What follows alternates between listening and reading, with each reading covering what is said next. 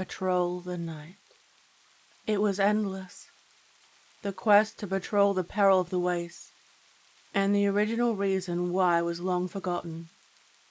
The cities lay in ruins surrounded by a green, unholy mist that caused man and beast to suffocate, and their skin to burn. Usually, only one of their number was ever chosen to leave, and their job was to patrol the area surrounding the entrance to the bunker.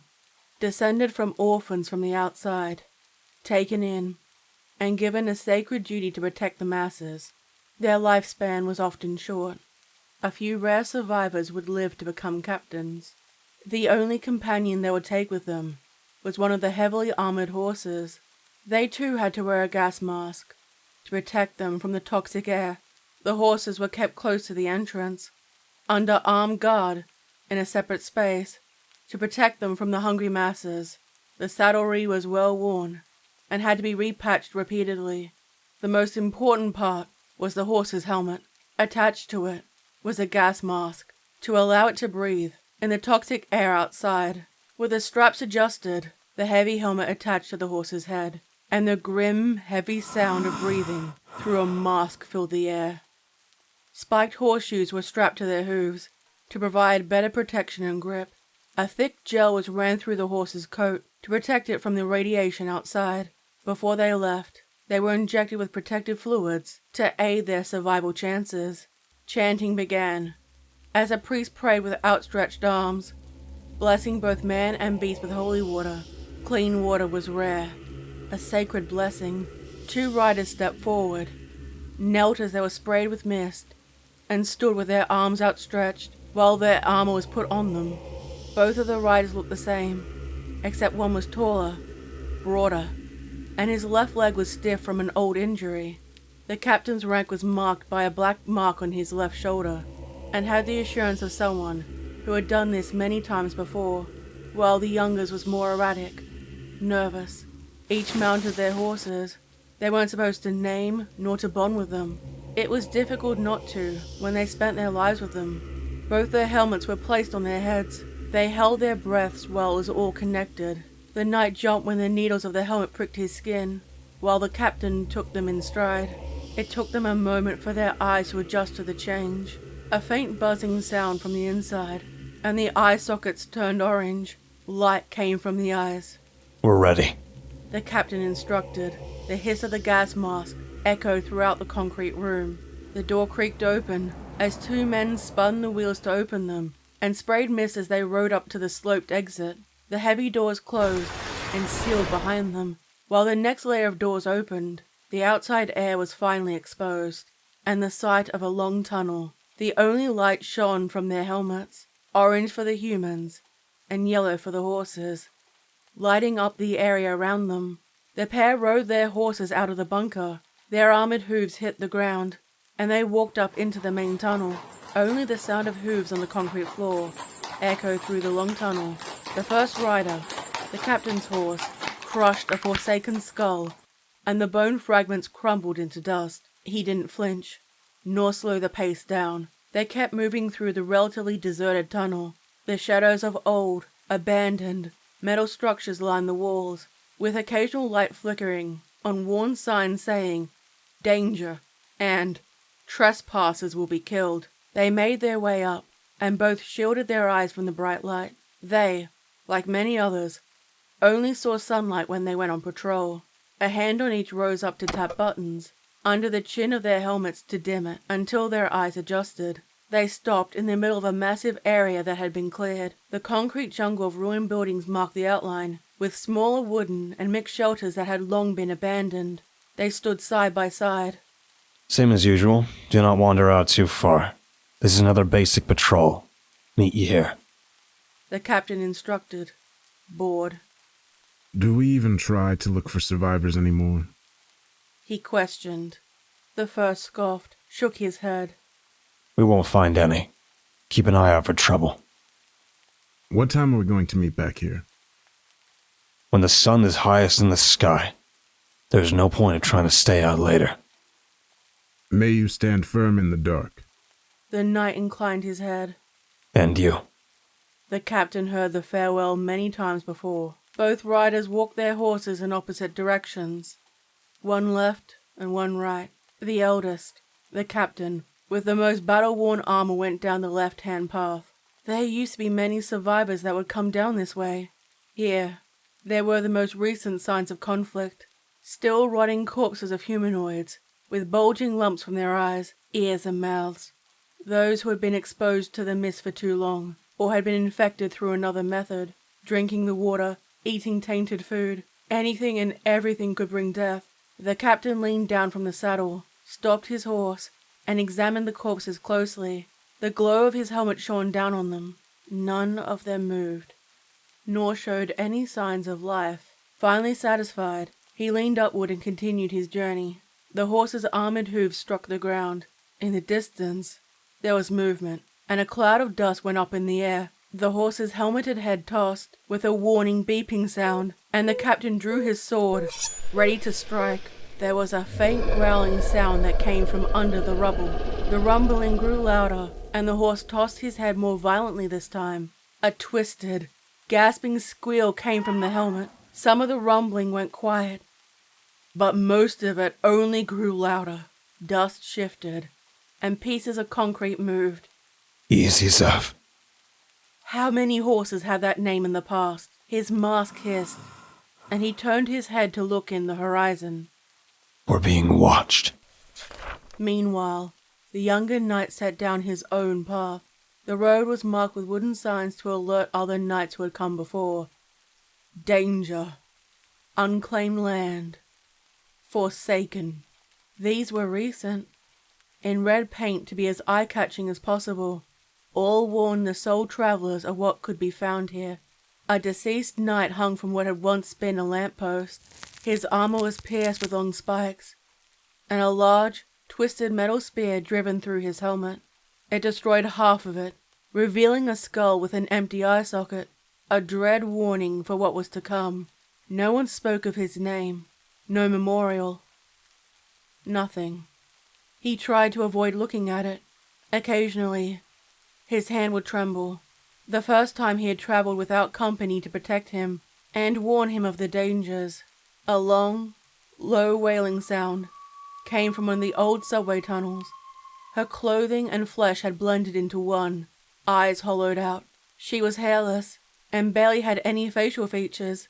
She stumbled out, crawling through the rubble, and her hands reached out to him. He waited until she was at his horse's hooves. He could have sworn she was crying, pleading with him, and for what he couldn't decipher.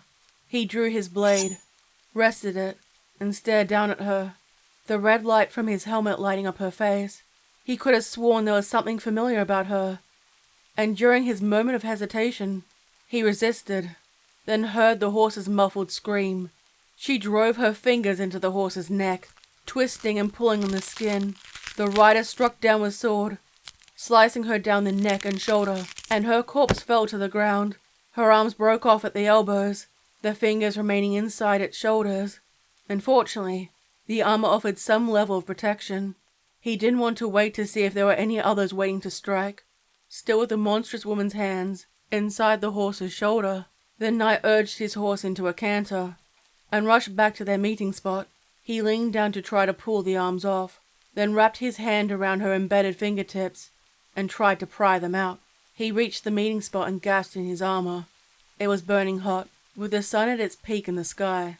He felt hot and his body was sweaty. Again, his hands reached down to pry the fingers of the corpse, and finally, they dropped onto the ground. He stroked his horse's neck. We'll get you patched up when we get back. They would either die from heat exhaustion, or perish from whatever lurked around them. A deep moan from the right. A twisted being of flesh and metal appeared. Long tentacles sprang out, and it dragged itself along the rubble. A single yellow eye opened and stared at man and horse. It slowly pulled itself out of the rubble. It stood well above man and beast, nearly as large as the ruined bust nearby. It let out a screeching roar. The dead surrounding it came to life, moving their broken bodies completely under its spell, and lurched out from the shadows, each more twisted than the last. A few of them tried to resist, their jerky movements frantic, as old symbols around their necks tried to prevent the change, and they too fell under the control of the creature. Oh, fuck. He murmured, frozen in fear at the sight. The horse, still bleeding out, backed away. Before it found its courage, it arched its neck and struck the ground with its hoof, ready for combat. The strange woman creature they killed sprang back to life, trying to bite at the horse's legs, only to be struck down by the horse's hooves and trampled until her body could move no more. Fragments of skin and flesh clung around the hooves.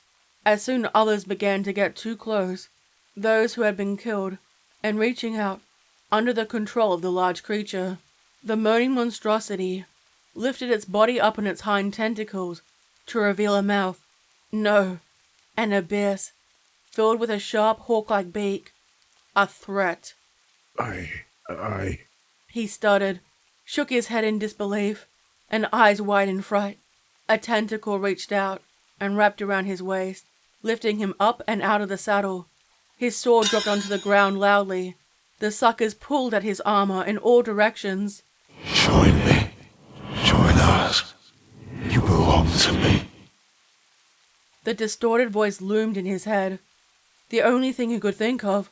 He struggled, punched at the tentacle, but it was no use. He reached down for the knife in his boot, but he was shaken violently. Join me. Join us. You belong to me. Become one with us. We are here for you. You belong to me. He was pulled close to that large gaping eye. It sounded like he was being screamed at in his mind. He covered his ears, trying to keep the sound out, and closed his eyes inside the helmet. The rider heard and smelled the roar of fire. Two other knights were on heavily armored horses, bred to carry the increased armor and equipment. They carried heavy flamethrowers on their backs. One on either side attacked, letting out a spray of fire at the large tentacle creature that squirmed and dropped the rider on the ground. He landed with a loud crack. The tentacle creature tried to strike at the heavily armored horses. Soon the tentacle and body had charred marks, and a third came with a harpoon, firing at the creature, and with a massive burst of blue blood, it fell to the ground. The younger knight stood gawking, frozen in fear. You fucking idiot. The captain growled, irritated, and dragged the younger rider to safety, while the others continued their attack. It burned the flailing beast. Parts turned to ash and fell on the ground. It tried to escape before finally succumbing to the flames. Join us. Stop. Join me.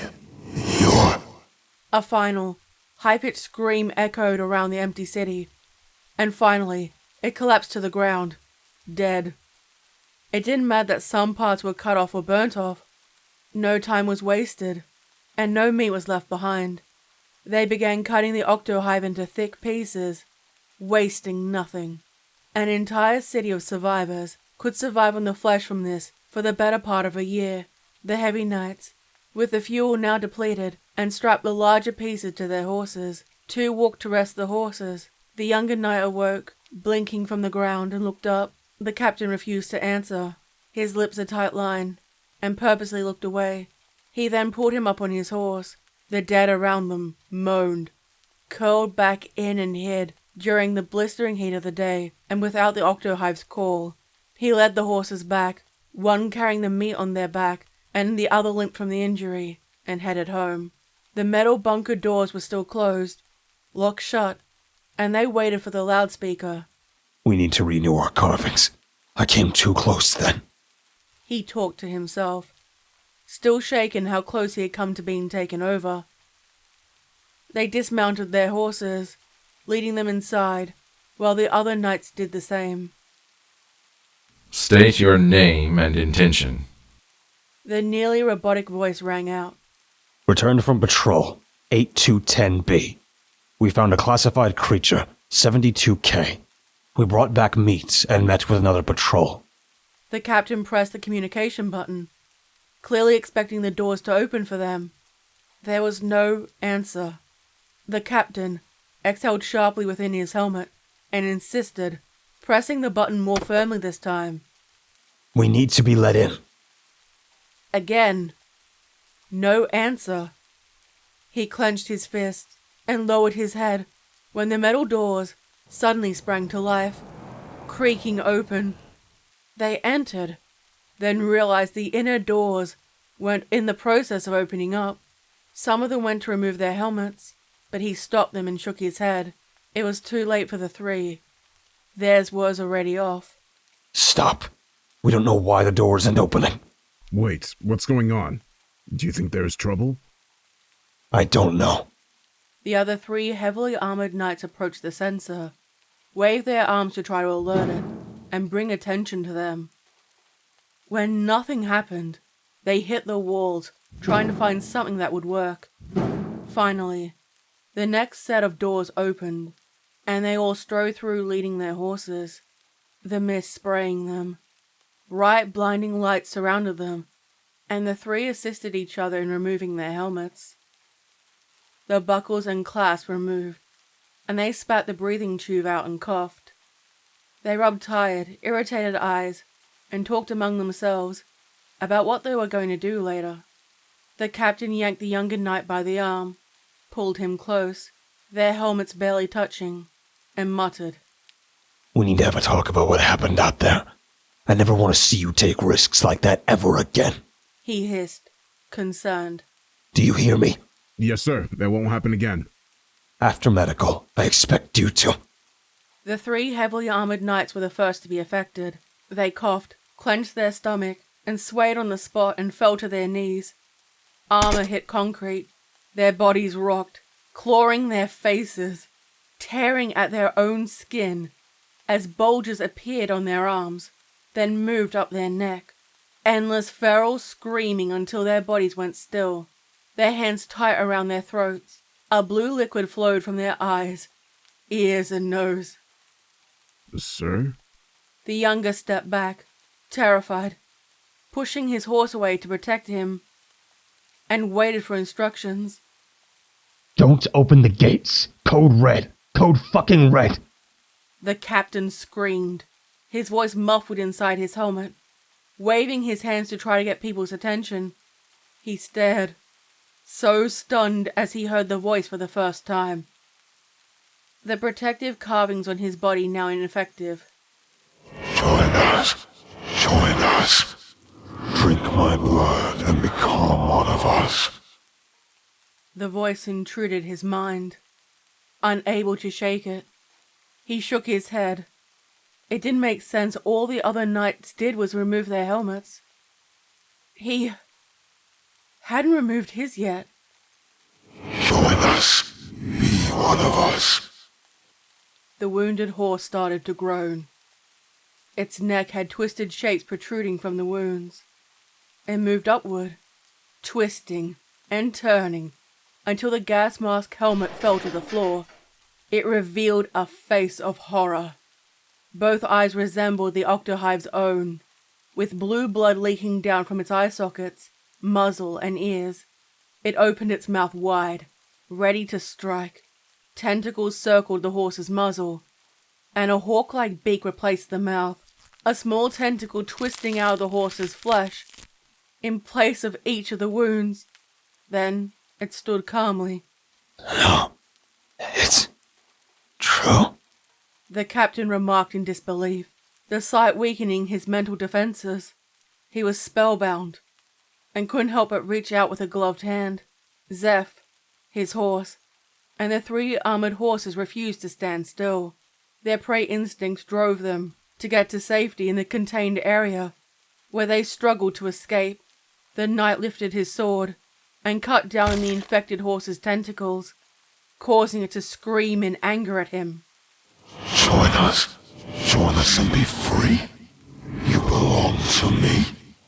He then sliced down with his sword, cut the growth from the horse's neck, and the octohive abandoned its host, crawling on the floor to get to one of the humans on the ground, one sprawling tentacle at a time.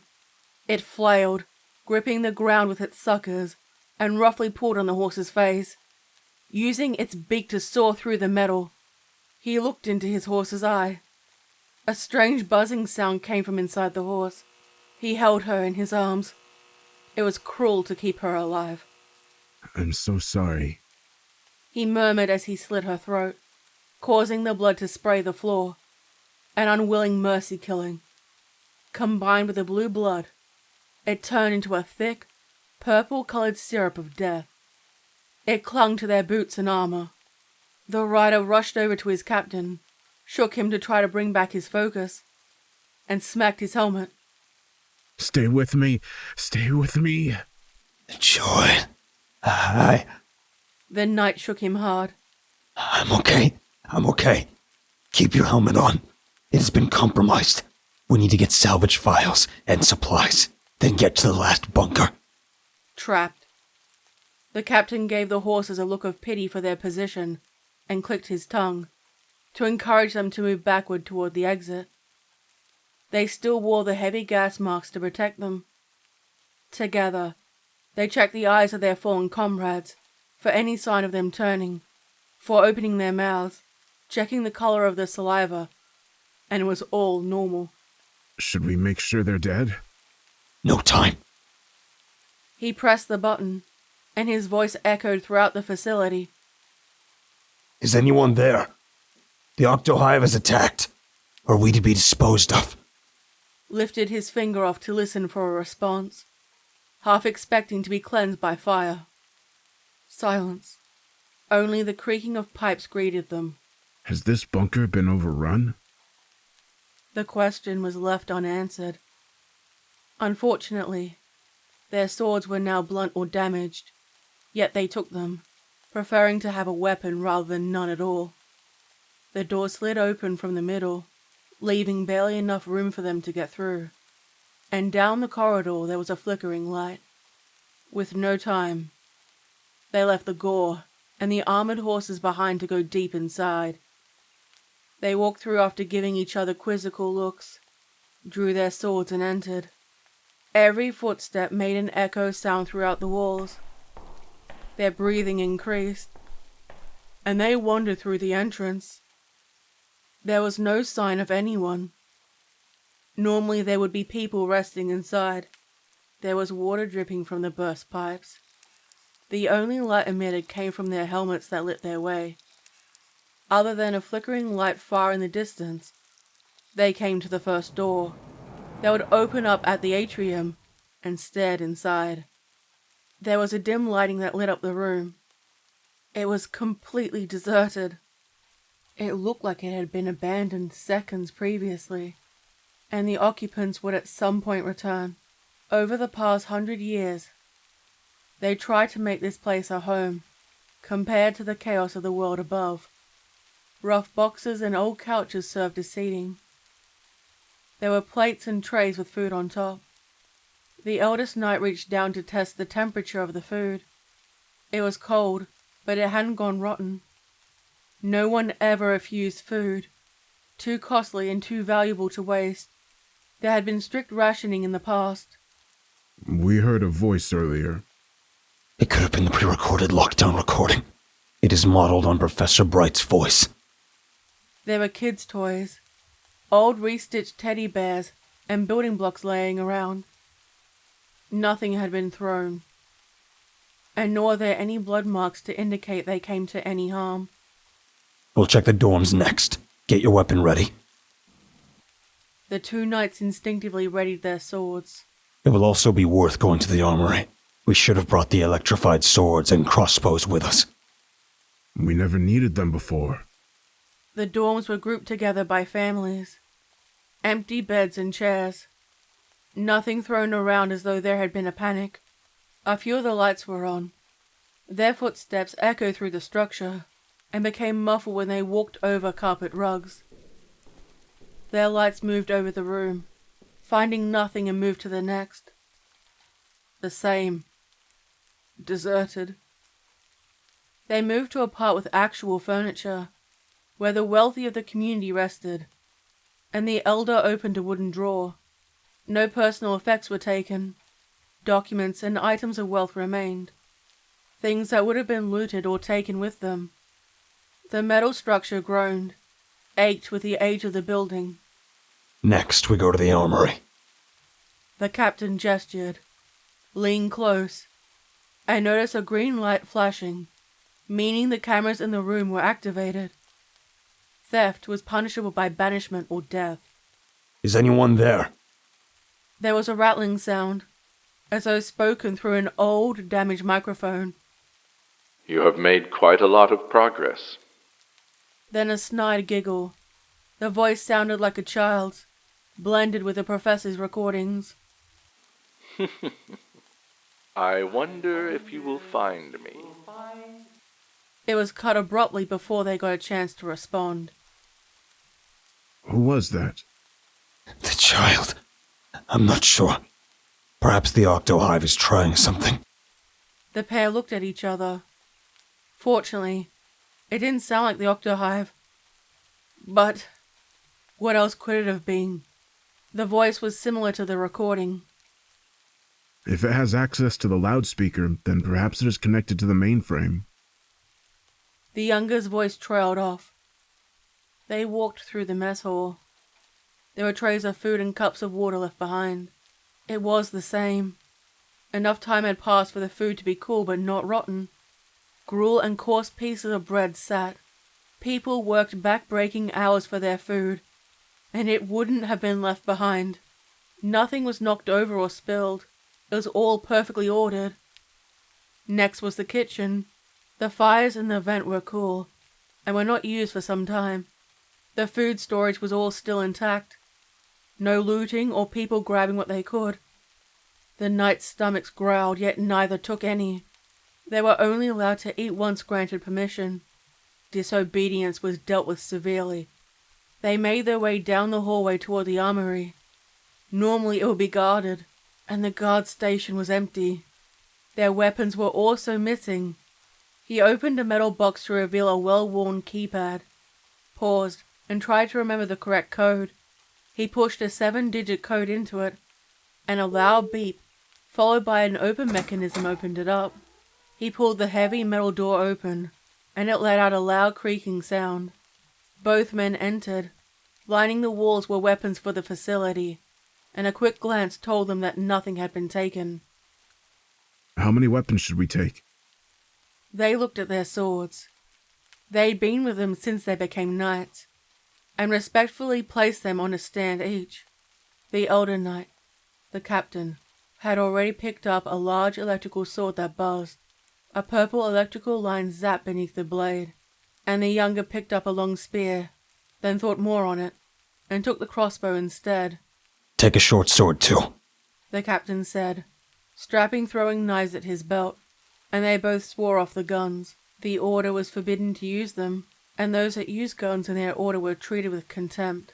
All the gun racks still had their guns in place. None of the guards had taken any to use. Now ready to go, they carried their weaponry and walked through the quiet facility. There was nothing that looked different from the norm. When was the last time you were permitted down here? I remember needing to deliver something to the mainframe. Never. This is the first time I've been down this far. Occasionally the metal structure would creak and groan loudly. They were on edge, not used to the claustrophobic space they were now locked inside of. Each footstep echoed. The pair moved through the facility. The metal hallways were littered with items that looked like they'd been dropped from survivors' hands. No sign of blood nor damage. They came to the hydroponics section in a large metal room, with large tubes going from one side of the room to another. Around the walls and in the center of the room, there were metal bins with a thin layer of soil above. The plant and fungi grew under the UV light, and the buzz filled the room. Nutrient-rich water trickled down into the precious soil, long reused time and time again. Carp swam beneath in their murky water. The system offered renewal, and had been maintained for some time. Both the knights looked in at the flickering lights, and slowly entered where they had never been permitted to go in the past. Their boots made noise with every single step, and they made their way through until they reached the priest's quarters. I remember being brought here from my life outside. We're not supposed to speak about it. The captain snapped, keeping his gaze focused on the lookout for any threats, and they moved further into the room. I know, but They walked past the bronze statue of the founder of the Knights, in whose name they had taken their vows many long years ago, before they were sent out into the wilderness. The entrance was large, a light shining down on him, and ignored the sacrifices of the young men who were willing to die. do you remember coming here? No. He lied. You have to remember. I came to the door with my parents. I think They found me somewhere and brought me here in hopes I'd be safe. I remember being taken in. I was examined by the priests and brought inside. My parents were forbidden to enter because they were faulty. I was brought under and... Silence. I had a similar story. He admitted. Why were we chosen to go back outside and not the dwellers? They walked into the main library. There were books with forgotten writing lining the shelves. Deserted, until they reached the large metal computers. We were chosen for a divine purpose. He answered, unwilling to believe it himself now. They pressed the button on a hologram machine, and a blue outline of a human woman appeared. Her smile was bright with white, intact teeth, and she looked at the pair. "Good morning! What would you like to know, Professor?" The captain waved his hand through the projection, confused and in awe at the technology, while the younger went straight to business. How many children have been selected to become knights? Professor, since the program began in 3102, there have been 372 children brought into the program. And how many were from the outside? All. No children from Bunker 7B were selected. Why weren't they selected? The children from the bunker are not able to be selected due to maintaining the correct population limit. We were never allowed to speak with children from the inside. What is done to the orphans? Show slides. Slides activated. The knight flicks his hand. Images of young boys taken away from their parents at the entrance appear on the screen. Right when the world first fell, and a majority of the population were forced underground, they were experimented on, strapped to machines, and injected with a vivid green chemical. I don't remember this. Do you? The younger nodded his head, never looking away from the screen. They wipe our minds, so we'd forget. It showed the training. Taught to hate those from the outside. Repeatedly brainwashing and the repeat of phrases. The experimentation continued with injections, carving and burning symbols into their limbs, with no painkillers, and only chanting in the background. The memory slowly began to return to both of them. We weren't orphans. They watched the fate of the boy on the screen grow into a man. His training conducted on blurry slides made a scraping sound when replaced by a new one. Taken outside. Their first kills are their parents or other family members. Their faces forgotten and their pleads ignored. The final connection now lost. Another showed them being kept apart from the other members of the community, relying solely on their captains and priests for guidance. All ties for the knights are forbidden. Any outside influences are destroyed. I can't believe this is happening. With the tap of a few more buttons, it showed the boys with their eyes held apart with wire, green droplets placed in them. The boy's body was carved with symbols that subconsciously made them rest their hands on their own markings. The captain stared down at the slides, unwilling to look away or continuing to view additional information. How were the children sourced? Come on, let's go. It's heresy to question their teachings. He tried to move past, wishing to protect himself. That question is classified. The knights are created to die. To die, not defend. The hologram is distorted with static. This time, her eye contact becomes intense, and staring directly at them. The knight's purpose is to serve, to die and be expendable. Neither of them wanted this answer. What do the carvings mean? How do you get more knights? He demanded sharply. All knights are information breach, illegal access. It changed to a deep, robotic voice instead, and flashed repeatedly. So, this is where you've been hiding. The hologram machine abruptly shut off, and both knights stood staring at it. They continued further into the labs, better lit and maintained than the dorms were. The professor's experiments were treated better than those in the often overcrowded dorms. The walls were a stark white, and the two knights with dried gore on their armor looked out of place. Here some of the horses were kept, only skinned and revealing bloody flesh. It was still alive, yet didn't move or act like it was in pain. It chewed casually, before it looked at the two knights curiously, ears pricked forward, and let out a soft nicker of greeting. When they approached, they stroked its neck, and heard the beeping around its head. The captain looked at the exposed muscle tissue. A closer look revealed it was slowly healing itself with a new layer on top. The screen showed the metal skeleton of the horse, with a horse brain with additional program inside it. He looked down into the trough, and saw the horse chewing on pieces of dried bone. Of what, exactly, he wasn't sure. Now closer, he could see the bronze mechanical components. The cog slowly turned in its eye. They stared in disbelief. Horses had become rarer now, and yet, were they partially machines? A screen above its head showed a real horse brain, encased in metal and fragments of bone.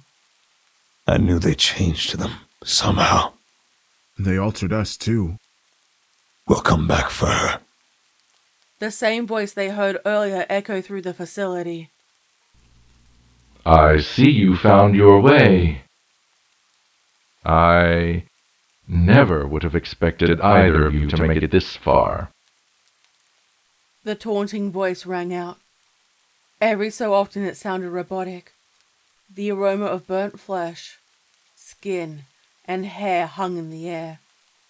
They found the professor, the one who committed them to their sacred duty, and he had connected himself to the interface, wires attached to his brain, and his limbs unable to move.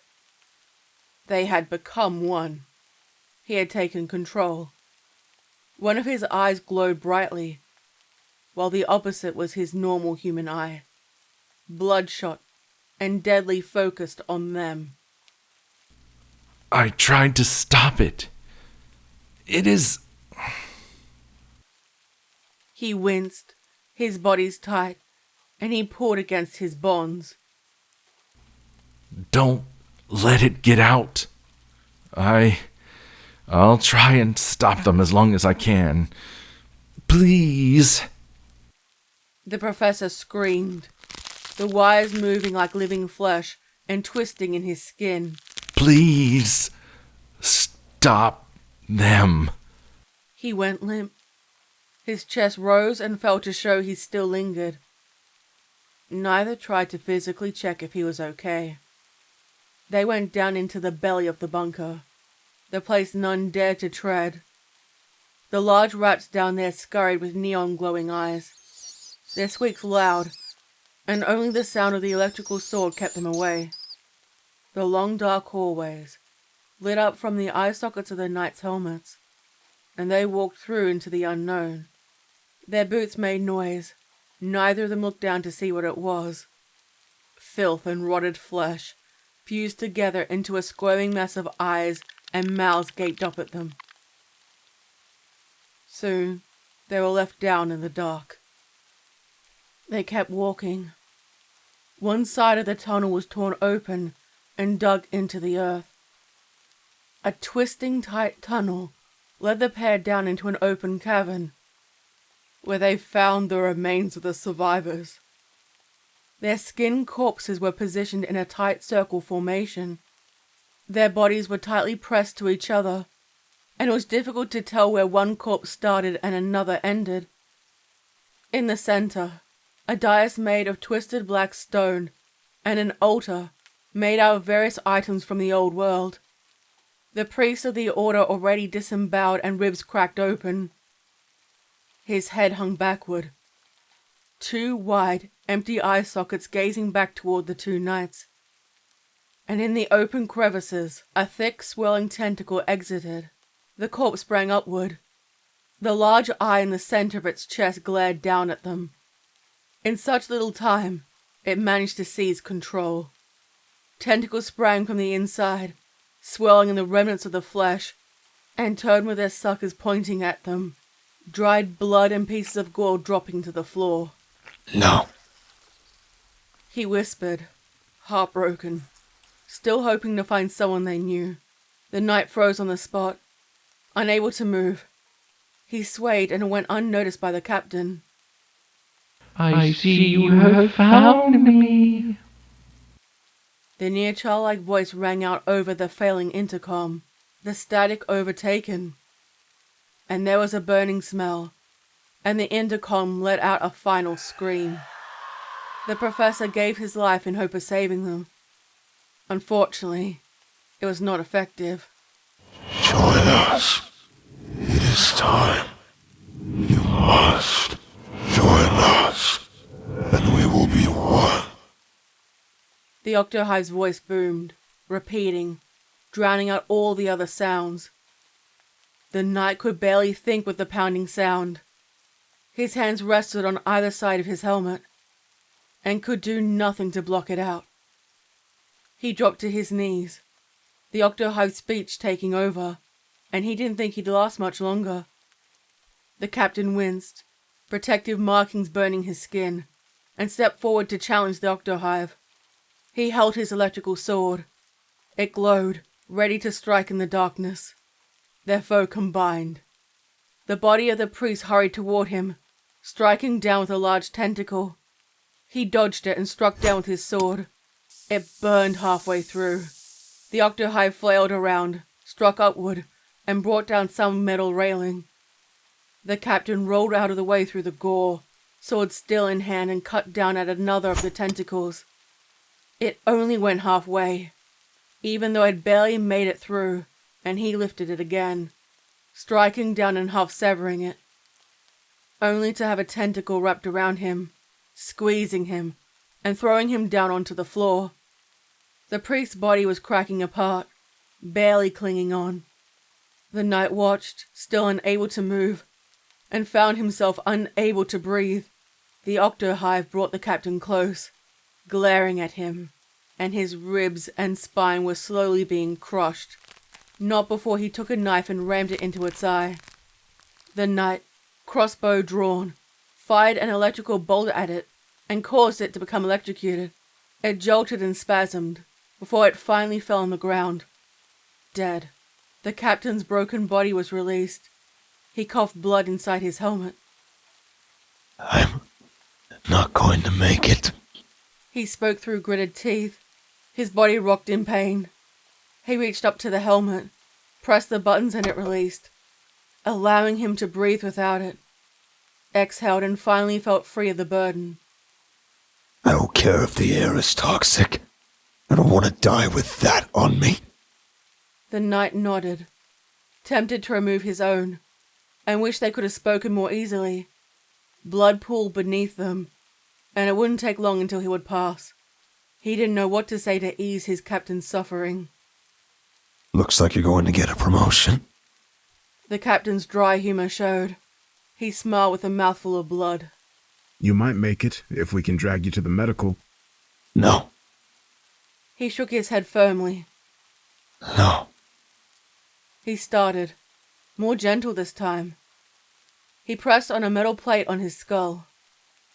It is my time to go. You can live the life you were supposed to now. Don't repeat the mistakes of what happened here. I promise. You won't be alone. He held the hand of his captain, whose body shook and the death rattle began. He had heard people die before, yet never so close. His friend finally passed away. Now the sole survivor of his order, he closed his friend's eyes with his hand and couldn't find the words to offer him in death. He dragged his commanding officer's body to the morgue, incinerating his friend's remains, and watching the fire slowly turn him into ash. He pressed the necessary buttons so the toxic air would escape the facility. The generators made loud noise throughout. Facility air restored. For the first time, he saw his reflection and removed his helmet to reveal a breathing tube. There was a disfiguring burn on his cheek. He could feel something move behind it. He had to tend to it now. Wasting no time, he took his knife and carved the tentacle out of his cheek. He pierced it, examining the wriggling mess before throwing it in the flames. He heated up the knife and cauterized the wound, the burning hurting his skin, and he rested his back against the wall, breathing heavily. He stripped off his clothing, carving more protective markings, 2 half circles with a line down the middle all over his skin. You're not going to take me. I won't let you. The blood trickled down his body and he stood, breathing heavily, closed his eyes and tried to feel if he was still infected. There was nothing. He suited back up to dispose of the dead without the risk of infection. He took each of the Octohive's mortal victims, dragging them down with him and placing them on a massive pile inside the mortuary, their facelessness blurred into one nameless soul. Not that he knew them from before. They were always kept separated. He tossed them into the flames, unwilling to allow their bodies to carry further disease, and only when the final one burnt, and now it truly felt empty, he decided what he was going to do. Now alone, he returned to the main building with all the supplies, yet nobody to guard and protect. He walked to the entrance, tending to the remaining horses and bringing them to the stables. The injuries were now clear on one of the horses. A metallic leg bone shone through, and to pull the octopus infection off, he had to rip the horse's skin upward. Shh, easy boy. He comforted it, then pulled the remaining pustules away and threw it into the fire. It screamed, burst, and finally turned to ash. He rested and stared at his expression in the mirror. He was aging faster than he had before, without the chemicals injected into him. I can feel the change. The Octohive infected me. Yes, it has. It won't take hold of you, but it might be able to infect the others. Usually, he only heard the voice in his head, and now his lips moved, mimicking the words he heard in his mind. What should I do? He stood still. Create and build the settlement. Protect them from afar, and choose exile before you turn. He ran his fingertip over the purple, irritated skin on his cheek, and knew it would happen eventually. The database AI can only do so much. It healed you as much as it can, and the predictability of infection is 10% for other humans. Do you want to be responsible? It started to ache. He rubbed the discolored skin and knew what it meant. It is slowing you down. You may never turn, but do you want to run the risk? He lowered his head, avoiding looking at his reflection staring back at him. He started cleaning again, preparing for other people to come, and bumped against one of the computers, unsure what he had done. The screen flickered on. The professor appeared, wounded and hunched over, before he connected himself into the mainframe. I have a gift for any survivors. The hologram gave a bittersweet smile. A serum. It works for those not infected yet. And the mechanical horses. If you've already been infected, it won't help you. The tray opened to reveal a formula, with enough made for 100 residents. Hope for the future, one that he wouldn't be a part of. He cleaned the extended bunker alone and removed all the gore. It felt as though he was cleansing himself of all the sins he had committed, and sent out warnings to other remaining bunkers via radio signal. Soon he was no longer alone. People from the outside would come and join the re-established settlement. If there were those partially infected yet not controlled, what would he do? Each person was checked. If they were infected already, they were told to leave and make a new camp. The serum was given to those who decided to join him. He heard the gathered crowd before he saw them. People who had been on the road for some time, journeying in hope of somewhere to call their home. He saddled and took the last of the horses, treated with the serum, wearing the helmet with the gas mask, and the doors opened without the chanting that happened the first time. He leaned down to stroke his horse's neck. Come on, Zeph. Time to go. With a look toward the base, retaken, and would serve in the new order, he rode out to start to patrol the nearby area, leading any of the rare refugees back to the bunker to train as knights of the new order, never showing them his face. Once that was complete, he would expand outward and explore the wider parts of the city. On the rare occasions he would be inside. I can't live like this. It is closed in. He winced, scratched his arms, and noticed the discoloration. The infection had spread. While grade 1 mutations were okay, this was not. Time for you to take the open road. For good. He heard the voice and felt comforted in the truth. He was a danger to himself and to others. Perhaps in time he would morph completely. It is time for you to lead them. Do not give in to cruelty or malice. I will return on occasion and lead more people here. Yet, this is no longer my home. He addressed one of the boys grown to man in the safety of the bunker. His eyes were clear, healthy, and the blessing of technology was shared for all. The new leader listened, tears in his eyes, and nodded in hesitant agreement. His final preparations were made years in advance. Leaving occasionally, the unholy green air no longer burnt his skin. Yet the sun, even in the dawn, was too much to handle. Soon he was only able to travel at night, patrolling around the bunker and finding people to bring home. During the day he would hide. There were red clouds in the sky, dusk, and the only time when he would escape. He would be seen hundreds of years later, when the world outside had begun to heal, safe from the radiation and the sickness that plagued it. Now a myth, the nameless rider would patrol the night and keep humanity safe. Some said he was a ghost, others that he was no longer human, and it didn't matter. The patrols kept going.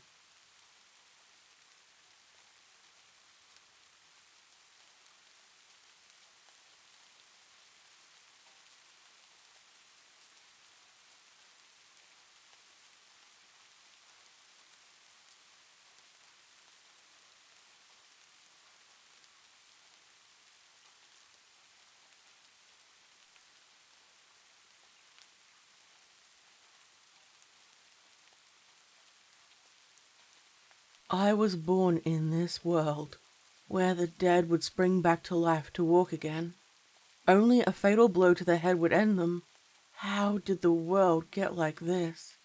I thought to myself as I held a zombie by the hair, pierced the temple with my knife, and let it fall to the ground. It was too decayed, dried out, barely managing to stay together. And always, the fresher the better for what I needed. I could smell a zombie far away, like many of my generation, and the smell didn't frighten me. You could always tell those who were born before the world went to shit. They would be scared, even when they tried desperately to hide it. My parents were always anxious around the undead. My backpack creaked under the weight of the new supplies I had attained, and would slow my movement down if I wasn't careful. We instinctively knew to escape the zombies when we needed to. I didn't watch the decay of society and witness people's descent into depravity. My parents had to flee from their town. They didn't go into detail why, however. What I do know is the settlement was overrun and they had to run for their lives, but not from the undead. They said it was safe for a time, still with the threat of the undead and raiders who would try to steal what they had. They settled. When my mother discovered she was pregnant with me, she wondered, why would she bring a child into hell? Were they certain of a certain death? With a single strike of my machete, I decapitated the nearest and the freshest zombie. The body fell to the ground. It was a young woman, around the same age I am now, and from the remnants of her clothing, I could tell she was a survivor. A bite taken out of her arm. A hollow pit with distinct teeth marks, with a mouthful of flesh taken. There were no other bites. I took the still moving head by the hair. The filthy teeth and dull eyes moved vigorously, still ravenous for flesh. I tied it around the base of the tree. There were row after row of zombie heads. All of them moved, unable to make sounds, and strangely, kept most of the undead away from me, my protection. I knew how to handle the undead. They were always hungry, and I could tell what they wanted. People were incredibly dangerous. I climbed up the coarse, thick rope and pulled it up so no one could follow me. The small wooden treehouse had been my home for a long time now. I washed and wiped down my hands to clean off the blood. I have a tarp used to gather rainwater, weapons made with whatever I can find, and the supply of food I'd either scavenged, grew, or traded with. I avoided people. They either brought the undead with them, or they would betray you. My memories were active, and I remembered my parents. In particular, my mother. Unfortunately, my memories of my father were few and far between. He was a guard in our settlement. I'd see him during the rare times he was home, before he would be sent out. And finally, he never came back. No news about whether he fled, died, or had been turned. She kept me. As difficult as it was to keep me alive, she did it. I survived through my adult years with stories of how things used to be, an alien world I was never a part of. The undead were a part of life. I sat on the edge of my treehouse, a leg casually draped over the side, and used a knife while I opened a can of food. It was relatively easy for me to see during the nighttime, with little artificial light from the old world. I'd hear the moans of the undead walking beneath me, close enough until they would sense the bodiless heads nearby. My mother used to say she would look down and wonder what they were thinking, and if they remembered their old lives. I never bothered. No point. When they crossed the boundary of death, they were no longer human anymore. The old tree, my faithful friend, had been home for me for a long time, growing stronger and more vibrant, even when the world around us kept descending into darkness. When the zombie herds became too active, I was forced to move to a temporary spot. I held a cup of water in my hand, sipped the liquid, and readied myself for sleep. I had to always remain ready and waiting. I had a weapon, a knife I kept by my head, and a bag ready to go if my treehouse was ever overrun. I curled up on my sleeping bag, slowly drifting off to sleep, when I heard screaming outside. "Help me!" A man screamed out again, the desperation clear in his voice. I crawled out, moved the thick sheets that acted as a door, and peeked out over the edge. He was running in the ruined backyards, long abandoned, and through the streets. It was known for being looted long ago.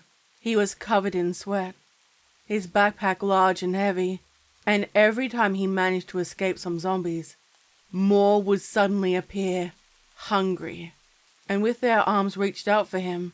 He was breathless. It wouldn't take long before either his heart would give out, or he would be attacked.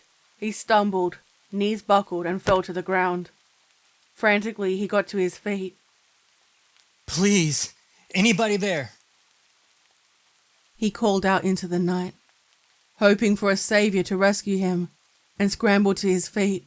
It was no good. He fell. This time, a fresh zombie, perhaps one of the people he traveled here with, grabbed at his arm only to be pushed away. The zombie was on top of him, the man using his arms and legs to hold him off. It was no good. The undead's teeth sank in, ripped the flesh, and swallowed before taking another bite. One by one, the other zombies hurried over, with outstretched hands, and bit into exposed skin, tearing it. It was quiet. I could hear birds and crickets chirping. I could hear him sob, and the zombies kept devouring him. They would only stop when he fully turned. I didn't do anything. I crept back, fell asleep, and dreamed of fighting, screaming, gunshots, and they all blurred together. I waited until the morning, and I woke with a sharp chill. Since the zombies were so close, I looked out and saw the bloody outline of a skeleton. His head hadn't been eaten. It moved around to try to attack, and always the fresh ones were the most aggressive.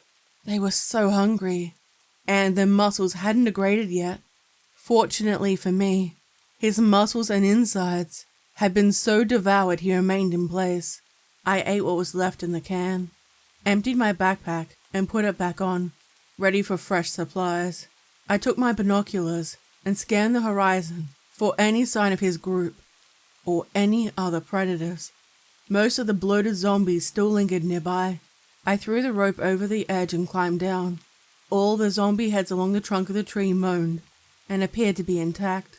The bloated zombies were usually sluggish, all the weight in their stomach, and I hurried out to grab his backpack. I groaned when I lifted it. It was incredibly heavy, and I debated whether it was worth it or not.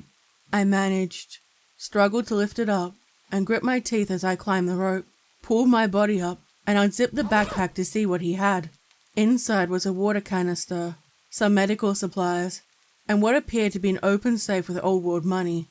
All the cash was worthless. The multicolored plastic money was pointless, the most useless part of the find.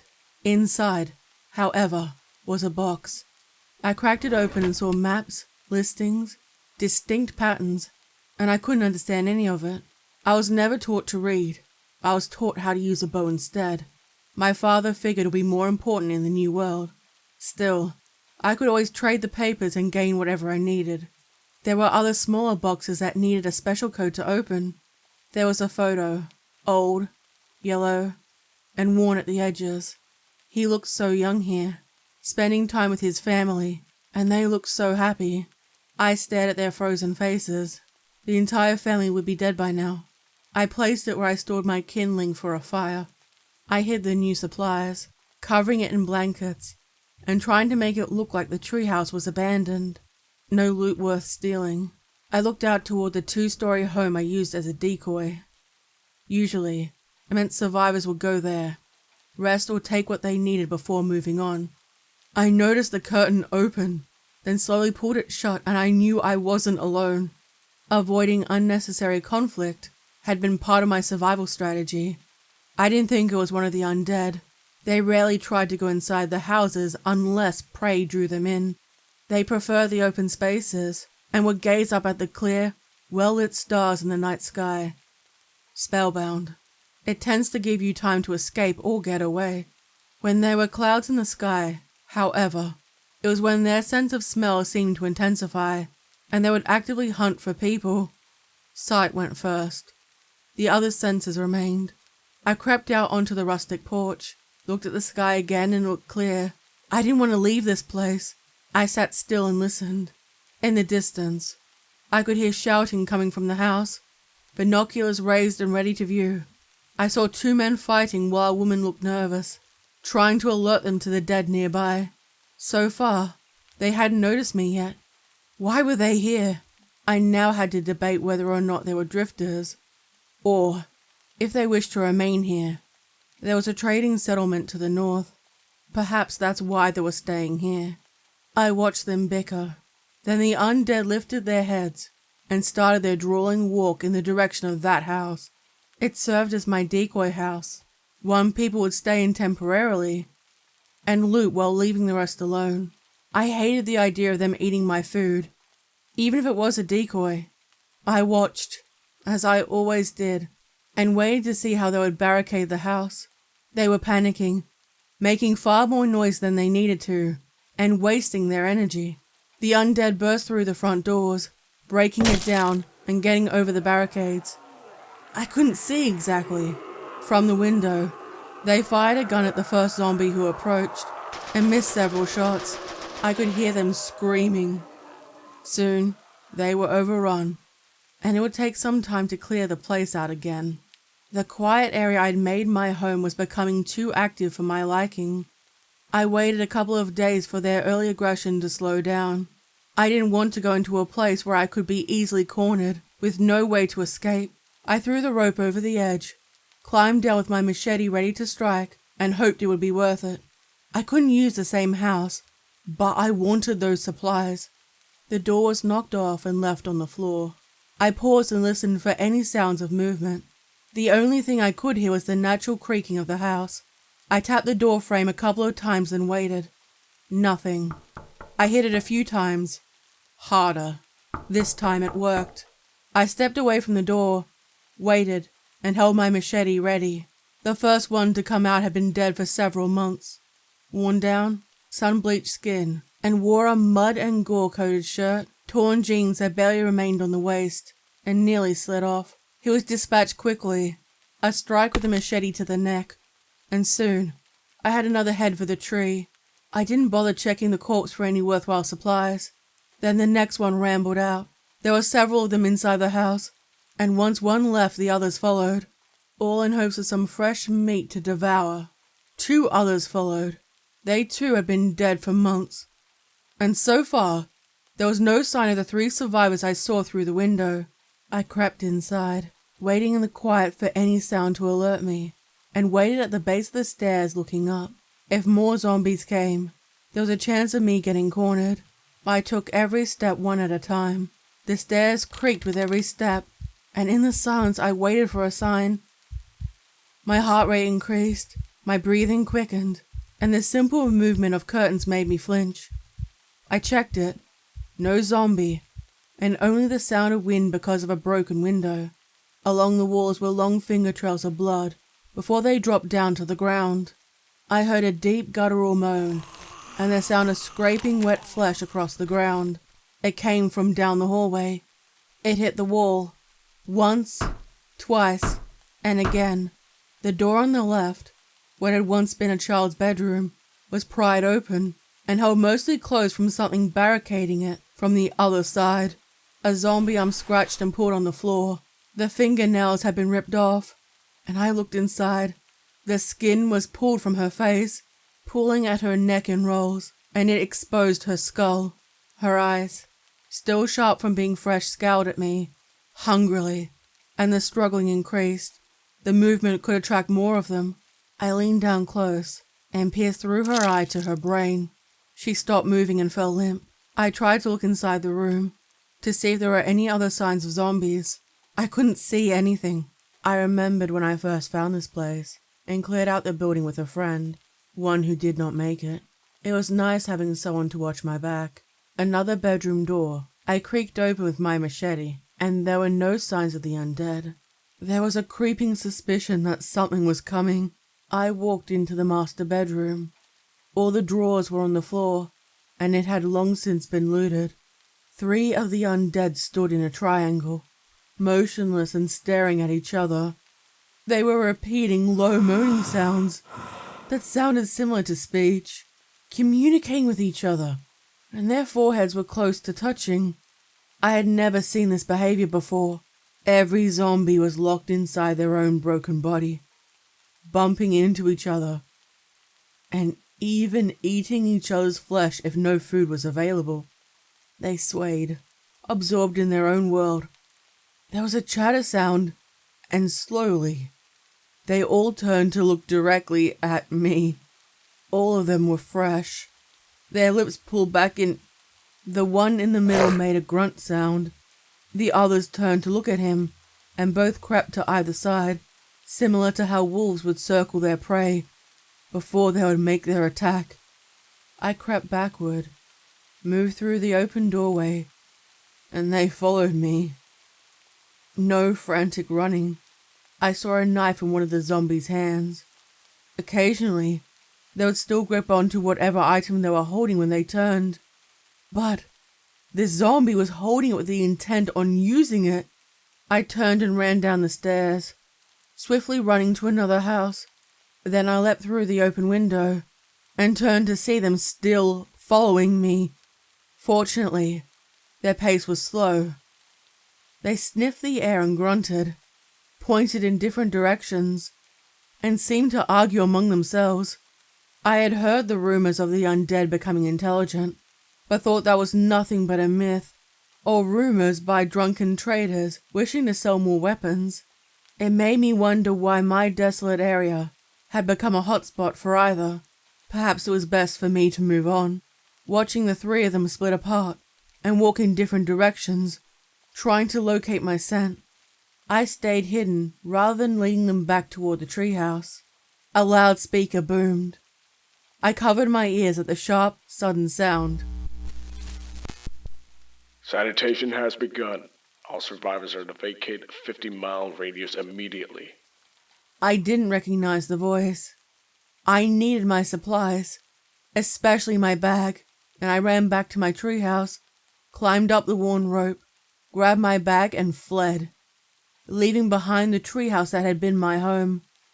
The undead heads moaned and opened their mouths, and I'd missed them. I ran toward the edge of town and saw unfamiliar soldiers patrolling the road. Their armor was surprisingly new. Everyone had to maintain their armor multiple times in order to keep it maintained. How were they so well equipped? They wore gas masks and light armor to protect them from zombies. The stray undead who walked past were killed with a shot to the head by a pistol with a silencer. The zombie dropped to the ground. They were calm, something only those raised in it were able to master, and make better decisions under pressure, born into chaos, so to speak. I crept forward to listen in on the conversation. Normally, I would have run to get distance between them and myself. Make sure there are no survivors.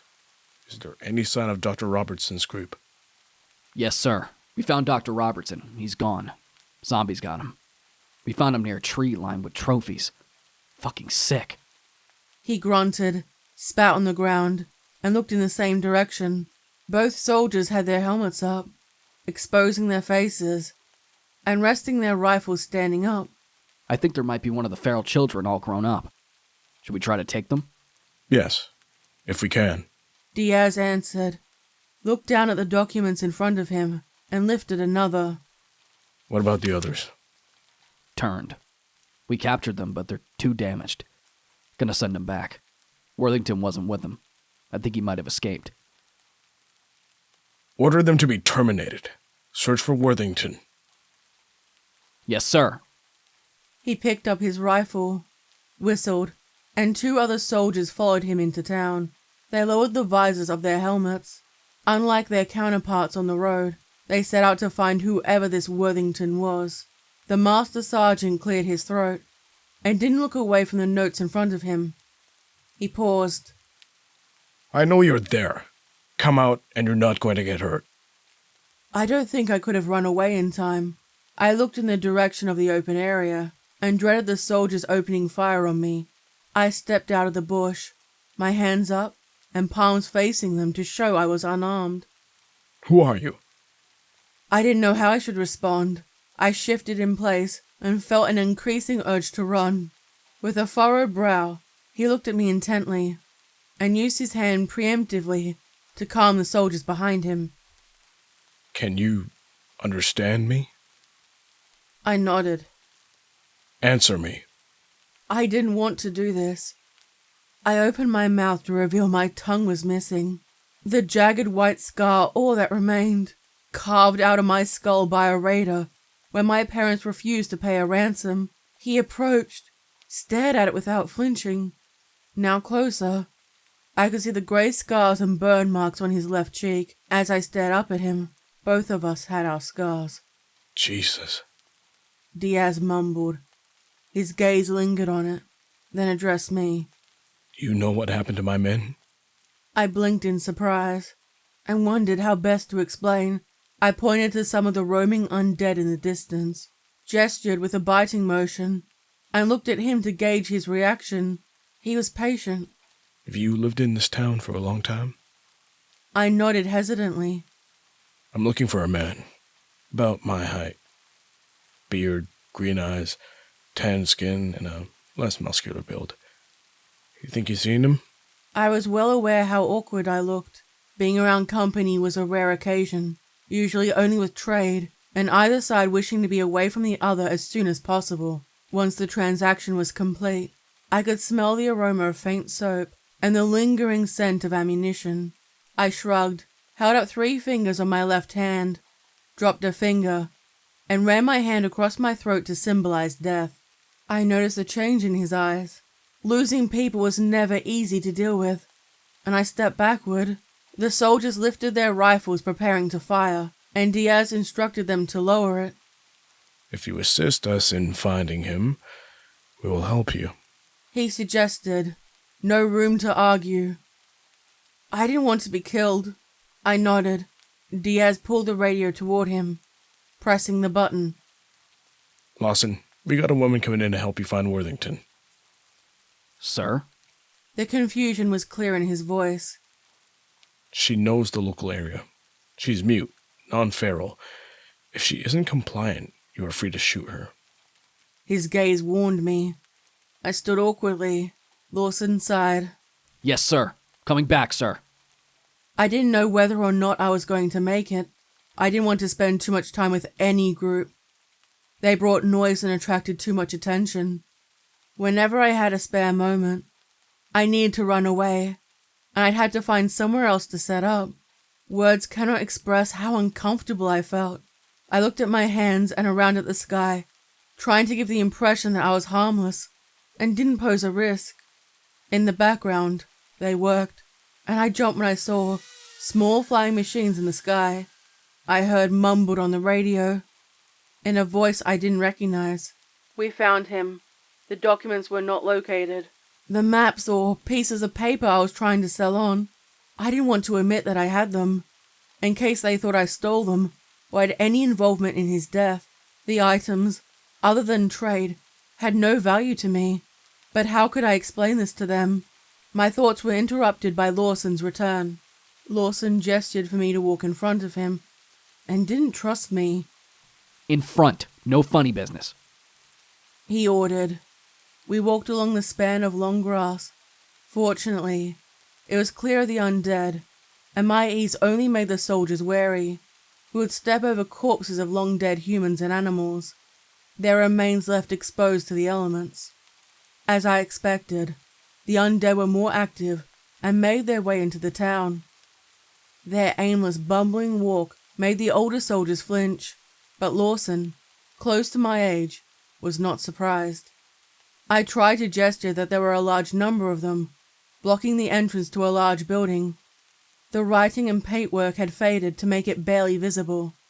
Their loud moaning, hands reaching up, and I knew they had found prey. The soldiers were not discreet. I watched from one side. They opened fire with headshots, alternating so they would not run out of ammunition. A far cry from the frightened shambles that occurred previously, when the zombies became widespread. I waited to one side, tempted to flee when I could, but they managed to get clear. One of the soldiers cautiously looked through. The zombies had managed to damage some of the door and scrape down the sides, leaving behind pieces of fingernail. I walked close to the walls, rested my ear on one side, and waited for any signs of the undead. I heard groaning and shuffling around inside. The soldiers knocked down the door with a loud crash. Lawson gestured for me to follow. I hate being trapped inside buildings, cornered with no way to escape. I walked behind them. They killed all the strays with efficient shots to the head, and there was no panic shooting. They went up one flight of stairs to the next level, following the fresh blood up, and I could tell it was human. It led into one of the rooms. One of the soldiers pushed against it with the butt of his gun, and it was barricaded. A table leg, and a desk to prevent entrance from the undead. There was no zombie blood. It was fresh, human. Worthington, you in there? Lawson called out. They waited and heard a coarse coughing from inside the room. I'm in here. The tired answer came, the voice dry. Get it open. The soldiers started to kick it open. I waited behind them, listening and waiting. I couldn't tell by his voice if he was turning or not. I stayed well back behind them, and the desk and other items gave way for the soldiers to enter the room. They puffed and entered cautiously. They found the one they had been looking for. The room was empty except for broken furniture. Old machines lay on the floor, with broken legs with wheels on the bottom. Worthington was in the furthest part of the room, his back against the wall, and surrounded with a pool of blood beneath him. His rifle lay beside him, and a corpse of a zombie lay nearby with bullet wounds. He had a bite on his arm. I kept my distance and knew what would happen next. A bite equaled a death sentence. 2 of the soldiers started to tend to his wounds, and no one was preparing Worthington for death. It was better to kill before they turned. We found him, injured. Gonna bring him back. Lawson spoke on the radio. Bring him back. Make sure you bring back the package. The semi-muffled reply came. Diaz narrowed his brow briefly, but answered. Yes, sir. It came close. I nearly got Robertson, but he managed to get away. The last I saw was he was being chased by zombies. He didn't make it. Yeah. Yeah. It was a bloody mess, too. Shame. He grit his teeth while Garcia stitched him up. His hazel eyes noticed me, and he looked questioningly at Lawson. Who's she? Diaz sent her with us. She's been here for a while. Not very chatty, is she? Ah! He screamed when one stitch touched a sensitive nerve. He looked down at the bite mark and a determined Garcia, who injected the bite mark with a large needle. The skin around it was inflamed, throbbed, and I could see the raised dark veins around it. Worthington's chest arched upward, fists clenched, teeth tight, and he looked down at the wound. The other soldier, I didn't get his name, cut Worthington's shirt and examined the bullet wound in his stomach. I hadn't heard any guns being fired. I still couldn't understand why he hadn't just been killed yet. I made a sound to get their attention, pointed vigorously at Worthington, and gestured with a gun to the side of my head, hoping they would finally understand. They all turned, stared at me for a moment, and went back to stitching up Worthington. She's mute. What's the status? He'll make it. The RG-1 is holding. He needs the additional RG-2A to prevent the turn. I'm more concerned about the blood loss. Garcia answered, not bothering to look up. The temporary sealing gel was placed over 2 different wounds. It started to harden. The soldiers started to help Worthington to his feet when he said, Do you ever find Robert's notes? We need him for the next stage of testing. If we don't get him, we'll be years behind. We need to get them back.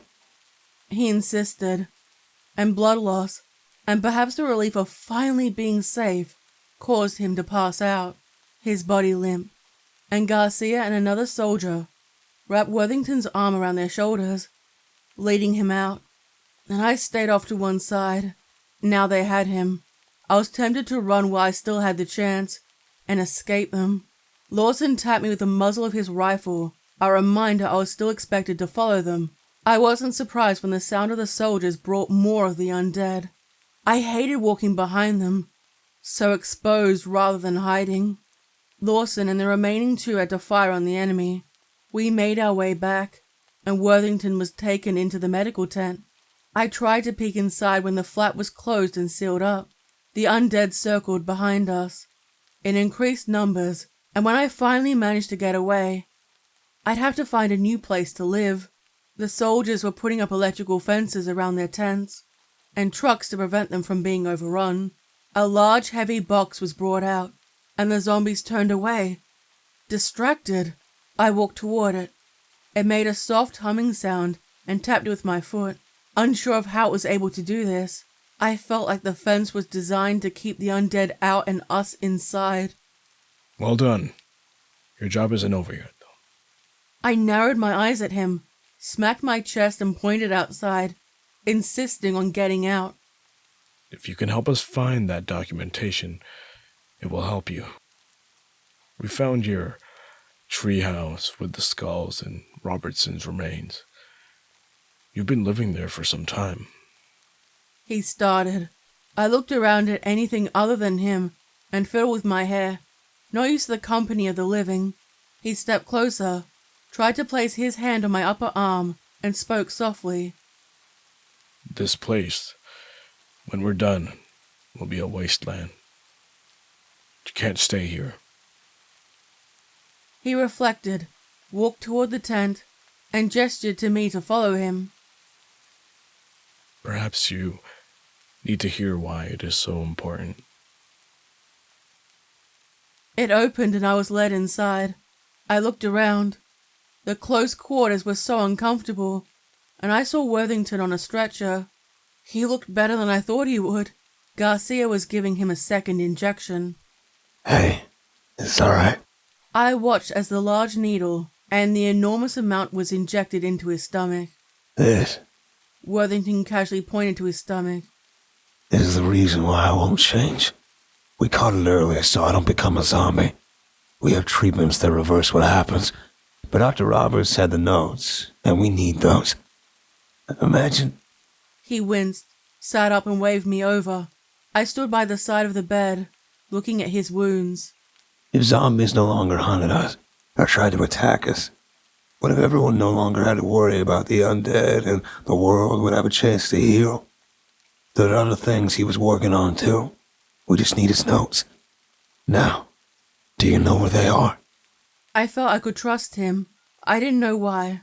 I nodded and pointed in the direction of the treehouse and tried to explain. It was hard talking to people. Anyone. Okay. If you know where, then we can ensure it is retrieved. Everyone will have access to it. No one will be left behind. He insisted, and I didn't know if I could trust them as a group yet. I pointed outside at the soldiers, twice and then at my chest, then mimicked a gun with my fingers and held it at my head, indicating whether or not they would kill me. Worthington shook his head. No, they aren't going to kill you. We can bring you back to our town. There's food, water, shelter, everything you'll need. I didn't answer. Tomorrow morning, you're going to get the documentation. Once you're back, the town will be sanitized. I didn't hear him come in. It didn't sound like I had a choice. I looked between Diaz and Worthington. Neither said anything. I was sent to a different tent, given some rations to eat, and it was the first time I had a full meal in months. I curled up, slept, and awoke to the faint sounds of whispering followed by zapping sounds. They repeated. I stood, stretched, and went outside to see a zombie. It touched one part of the fence, only to be zapped before trying another section. Each time it moved down the column. Next. Next. Next. The rough voice came when it saw me. It smiled, and I vaguely recognized it from somewhere.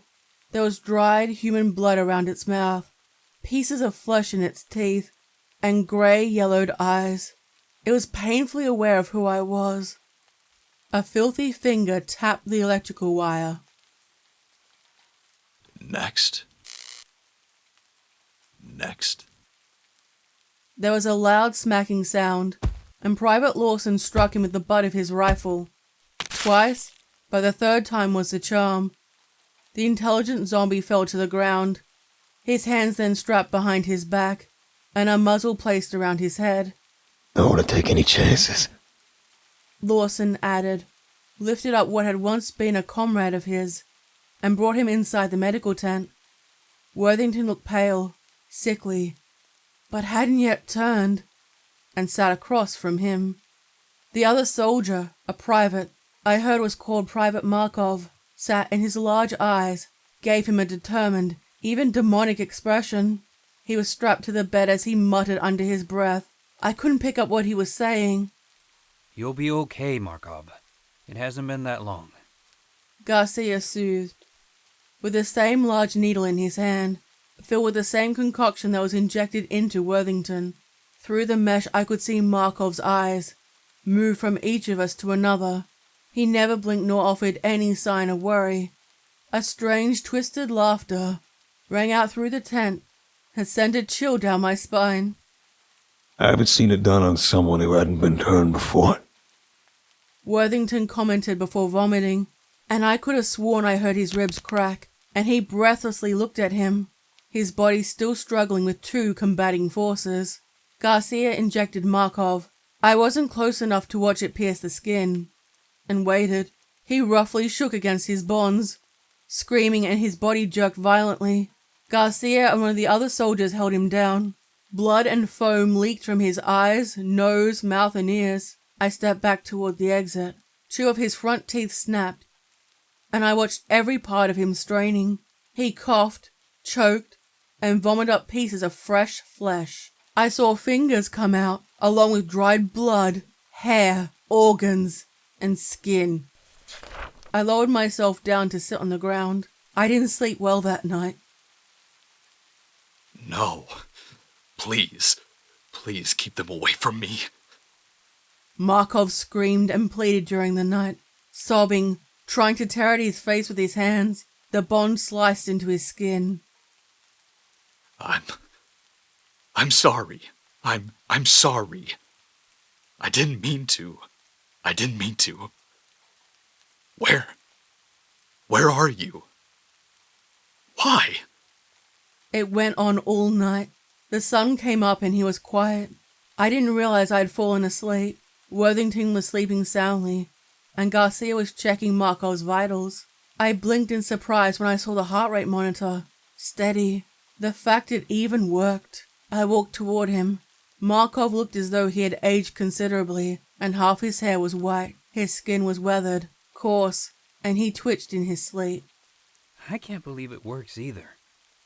Garcia smiled, wrote down notes on Markov's patient chart, and I looked at the two men. I never thought someone who had been bitten could recover. Come on, let them rest, and we can get something to eat. Garcia suggested, put the chart on a shelf, and walked out with me. I realized he was close to my age, likely born around the time the first cities fell, and clearly we had different upbringings. I didn't like being so close to them. Outside the tent, the electrical fences held, and there were no other intelligent zombies approaching us. I figured, as long as we didn't make noise and draw attention, the preventative measures worked to keep them occupied. Now, do you understand why getting these notes is so important? Diaz insisted. There were other vaccines currently being developed. Those notes are crucial. Robertson was trying to get it to another lab, and we were separated. Worthington's group followed behind, and we're the cleanup crew. I was skeptical.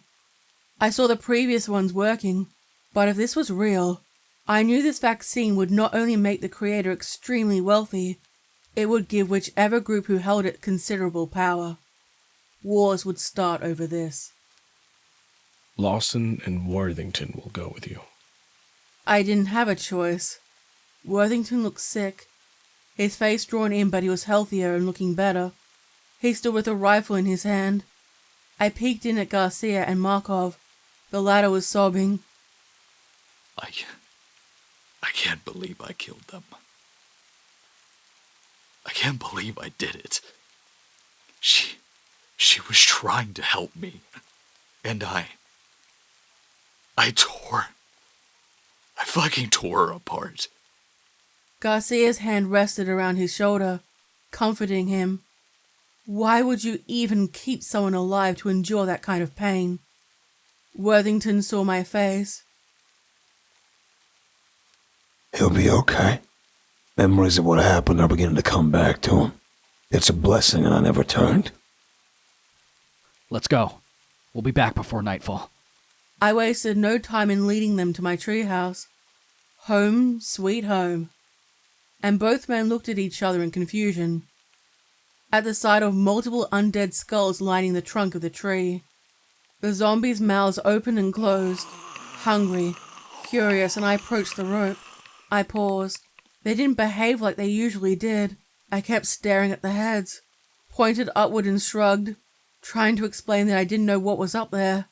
Neither soldier knew what I meant, and pointed to the wooden structure, insisting I go up there. Times like these, I wished I could speak, and started to climb up. I peered over the top, using my legs to support myself, when I saw nothing to worry about, and climbed up. I gathered the papers and other items, putting them in the bag they came in, when I saw the outline of a human in the shadows. They stepped out, with that same grin on their face that Markov had. Filled with blood and flesh. Without weapons, I backed away, unable to protect myself. Stay. Stay a while. The low voice came. There was a clear bite mark on his neck and on his arms. His uniform had been torn, and he was in pieces, more rotted than the others, and his eyes were filled with hunger. His hand lifted, beckoned me to hand it over, and I shook my head. I wished I could scream and warn them. I jumped back and landed hard. The heads on the tree trunk were enraged, snarling and snapping their mouths at the prospect of food. I held up the bag to show them that I had it. Worthington and Lawson aimed their rifles up and lowered them slightly in disbelief as the undead soldier stepped out. They recognized him. Sir, we found Bellinger. He's turned into a vac zombie. Do I have a kill order? Try to take him alive. If not, dispose of him. Your priority is getting the documents back. The radio voice came back. Bellinger ran his fingertips over the wood. Hey, calm down. We can help you. You need the second dose. The morbid, tight smile moved between each of us, and I felt ill by the mention of him. No. I will do what I please. He growled, and it was difficult to stand looking at Bellinger. Why would I want to remember? Why would I want to be broken like the rest of you? Rescue? I heard the zombies surrounding us, and made a sharp sound that alerted the soldiers. They circled us, arms outstretched and with their mouths open. They ranged from those barely able to move, and those fresh, hungry, and with their limbs intact. Bellinger reached out with his hand to indicate for them to stop, and they did. Run! Just fucking run! Come on! The three of us started to run back to the campsite, the undead hot in our heels, and I had the feeling that they were being held back by Bellinger. The soldiers back at the camp had prepared for us. Some of the electrical wire had been removed, so we could run straight inside, and it was returned when we entered. They had riot shields to keep them back, while well-aimed shots took their toll on the enemy. I watched, breathing heavily, and wondered how much ammunition they had to keep the undead at bay. We heard the loud, feral cry in the background, and I knew it was Bellinger. Kill Bellinger on sight. Diaz commanded. Even Markov, exhausted and his mind in pieces, stood with a rifle, facing the enemy. I have never seen so many of the undead before. Where had they all come from? Garcia pulled me away, whispering close to my ear. Did you get the documents? He asked, distracting me while he injected me.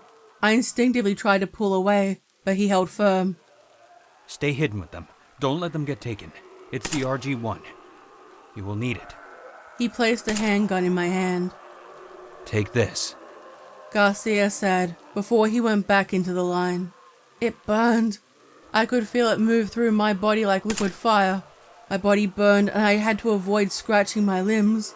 I crawled back behind one of the tents, peering out, and I saw they were in the process of being overrun. Pile after pile of the undead rested, only for a fresh wave to appear to take their place. And soon, the last bullet the soldiers had was fired. They entered hand-to-hand combat. Diaz was the first to be taken, pulled down by many arms, and teeth sank into his flesh. He may have been vaccinated, but that wouldn't stop them tearing him apart. Get your information away. Worthington, Garcia! He called out, with a mouthful of choking blood, as a zombie bit him around the throat, tearing it out and leaving him gargling. 5 of the undead saw me, and made their way toward me, only to be tackled by Markov. He got one to the ground, and beat its skull into a pulp. It was hard to tell what was happening in the chaos. I saw Lawson, Markov, and Diaz all lying dead on the ground, With Garcia doing his best to keep them out, Worthington made his way toward me, grabbed my arm, and roughly opened one of the secure boxes. I hope this works. He murmured in the strife. I didn't have time to ask what he meant. They won't see you. Good luck. Keep it safe for our regiment to come and clean the place up. Give all the documents to them. Do you understand? I didn't, but nodded anyway. It was roughly injected into me. The aqua liquid pushed inside, and I could feel my body change. I felt sick. The dead ran up, and I saw the fallen soldiers rise, pause, and try to hold back the other members of the undead. Worthington pushed me under a secure box, designed to withstand the impact, pressed buttons on a keypad before finally placing his hand on the large red one in the center. There are 3 white beams in the sky, causing all of them to look up. Don't look at it.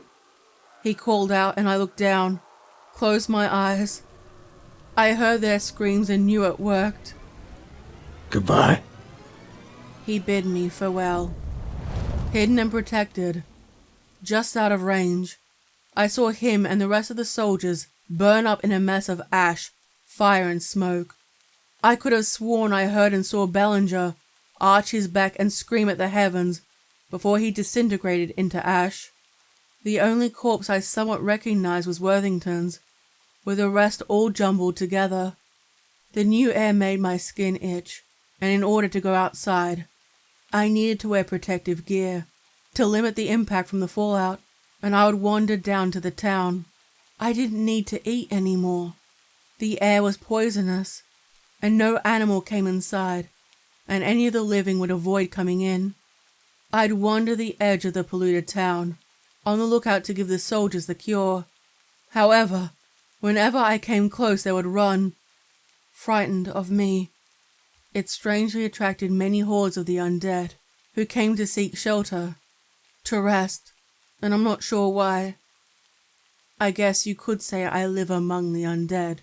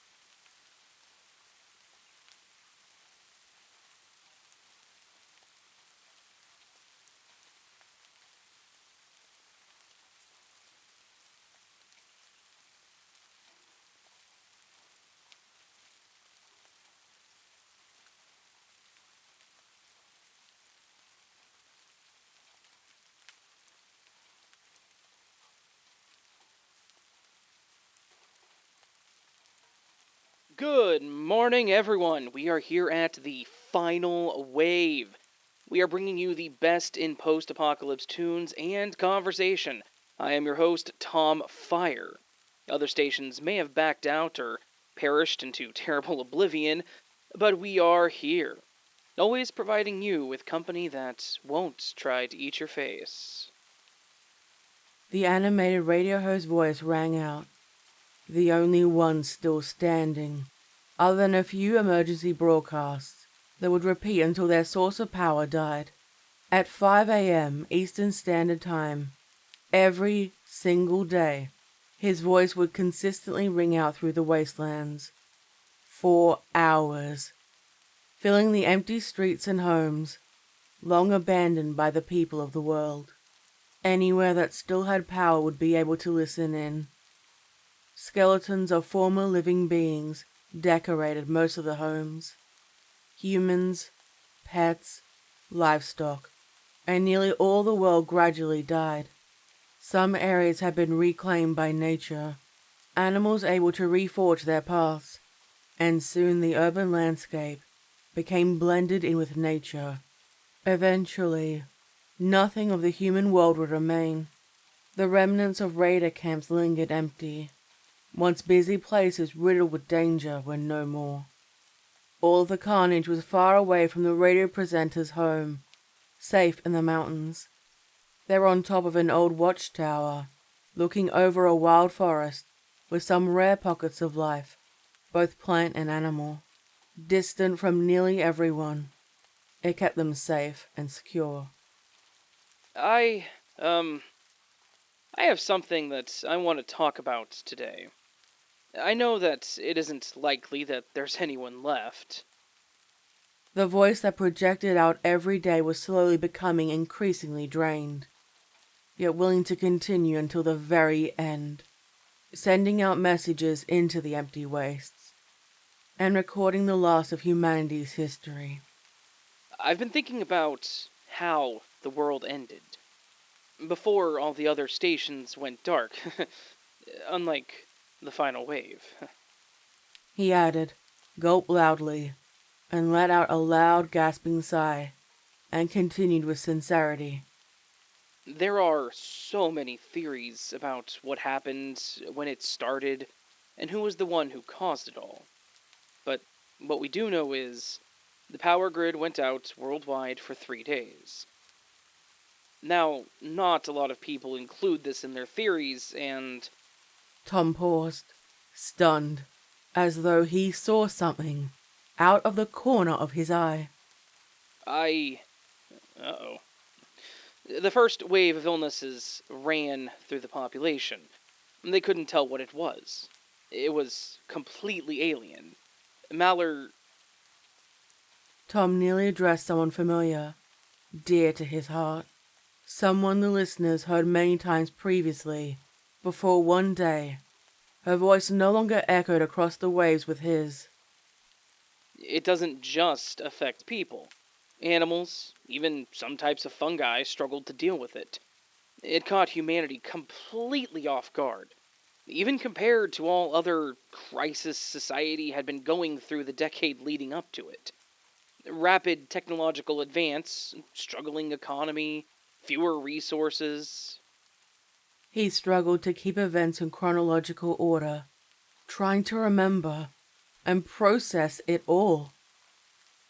Let's see. I guess I should explain to the new bloods. Wait. I should explain every term that I used yesterday, and I suppose what I will be using. New bloods are people born in the chaos, and they just don't remember what life was like before. When I heard one on the radio, years ago now, they didn't believe their dad when they told them about all the things humanity had. Tom smiled, happy at the memory. Then, there are the feral children. Those born after everything really broke down. He shuddered at the mention of the feral children. The memories of human de-evolution lingered in his mind, and the recorded reports of what they had turned into. Humans have always done what they have to in order to survive. Murder, theft. But these ferals travel in packs and attack blindly. A couple of years ago, I heard about people trying to rehab them. Take them in, feed them, teach them to speak, and... He winced at the memory. His hand flicked through the well-worn pages concerning their dealings with those who found them. One page had notes while the opposite side had drawings that continued for pages afterward. An orphanage had been plundered. Those who wanted to help the children, slowly tortured and torn apart, their bodies strung up on the church, their innards hanging out of their corpses, and twisty, rusty nails driven into their bones to hold them upright. The fortunate ones died before this occurred, while the unlucky ones were feasted on while they were still alive. Try to make them human again. What did it even mean to be human anymore? Did anyone know? Was there even something that resembled humanity? Ultimately, they ended up killing them. I don't know what happened to them after that. People would mention them occasionally on the radio, and then silence. He went back to his catchy radio-esque voice. So, if you're out there, keep an eye out for them. By all accounts, they're still out there, so watch your back for the tiny terrors. The acid rain started again. He put on his worn, patched-up jacket, lifted up his hoodie to protect himself in case a stray droplet would slip through the metal sheet roof. It had been patched up many times, both by Tom and the previous residents who stayed here. When the weather cleared up, he would need to inspect the damage before trying to find any supplies.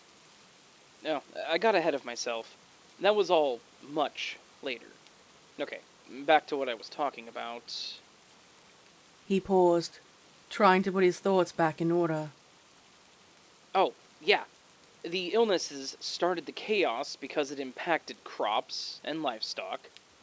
There were economic crashes, and countries were unwilling to share their aid with each other.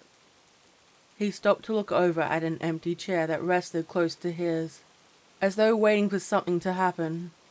Once it didn't, Tom continued with his explanation. There were wars over resources, not unlike the past, but this time for food, fertile land, water, space without the illnesses. It ended up spreading it more. He took a mouthful of clean rainwater out of a well-beaten metal cup. When he first got it, it was shiny and bright, no more. From what I can remember, France, Spain, and somewhere else all fell into complete anarchy. World leaders apparently abandoned everyone and spent their time either on naval vessels or in underground bunkers. There were rumors that they engineered this as part of a cleanse to bring the population to a manageable level. I think if that was their intention, it worked too well. You know, with the likely extinction of humanity. He debated mentioning the more outlandish claims. The possibilities that people would talk about when they were sure other people weren't listening. His words offered comfort to himself. However, this time, there was a living listener. A gloved hand reached to turn the dial, increasing the volume of the broadcast, and remembering his voice, familiar, constant, and made them think of the few safe homes they had. Their outer clothing concealed them completely, coated in ash and dark snow, hidden away from the extreme weather. The individual was inside an abandoned motor store, connected to a gas station. The road now barely visible under layers of ash and snow. There was no sign, having fallen off long ago, and any cracks in the walls brought in vines or other plants. The person listened while going back to scavenging items from one of the lockers. Only the scrap in the roughest condition was left. For the sake of record keeping, I guess I could tell you about the weirder claims. Some people suggested aliens and their involvement on the planet, and that it was sent by an asteroid, while others say it was created in a lab to cure one ailment, only to release something much worse. Now he thought about it more. The possibilities made sense. With a lead pencil, he grumbled to himself while he sketched every possibility. In thick black lettering he wrote, "Possibilities," on the first page. The old school book still had many pages left to be filled. Those theories aside, many countries broke down and no longer exist today. Canada doesn't exist. I heard their prime minister and all the officials were executed by an angry mob. I can understand people's rage. So many things could have been done. Unfortunately, this only made things so much worse. And then, the warlords started.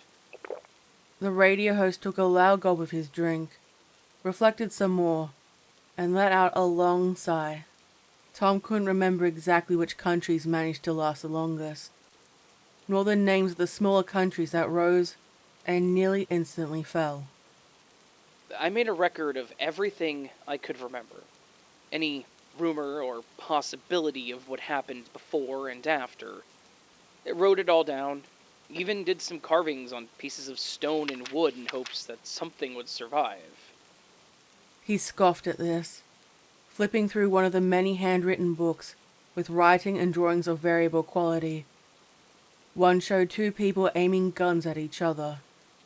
Another had hordes of starving people walking through the streets of a once prosperous city, with the ruins of buildings on either side. A pile of skulls with a teenager looking up at the mountainous peak. But I don't think there will be many people around. Survivors, I mean. His mid-sentence pause lingered, a sob in the back of his throat. You're doing a great job. He imagined her hands on his shoulders, standing behind him and stroking his hair. Even her ghostly hands were warm, soothing. He knew she wasn't there.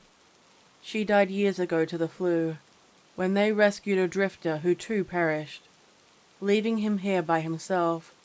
If only they had kept him away, threatened him with death or forced him to leave. She would still be alive. He closed his eyes, and soon she disappeared. The loss he could never recover from.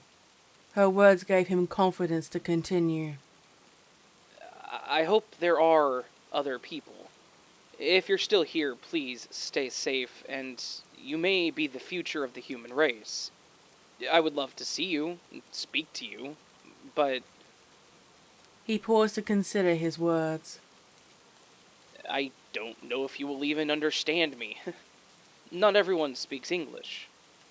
I remember I managed to get in touch with someone. Neither of us could understand what the other was saying, but... He smiled, and you could hear it in his voice. It wouldn't matter much, considering the radio waves no longer traveled as far as they used to. I don't think he found someone. I think he was German, or maybe Dutch. Eventually, his signal became blurry before it finally faded out. I remember him.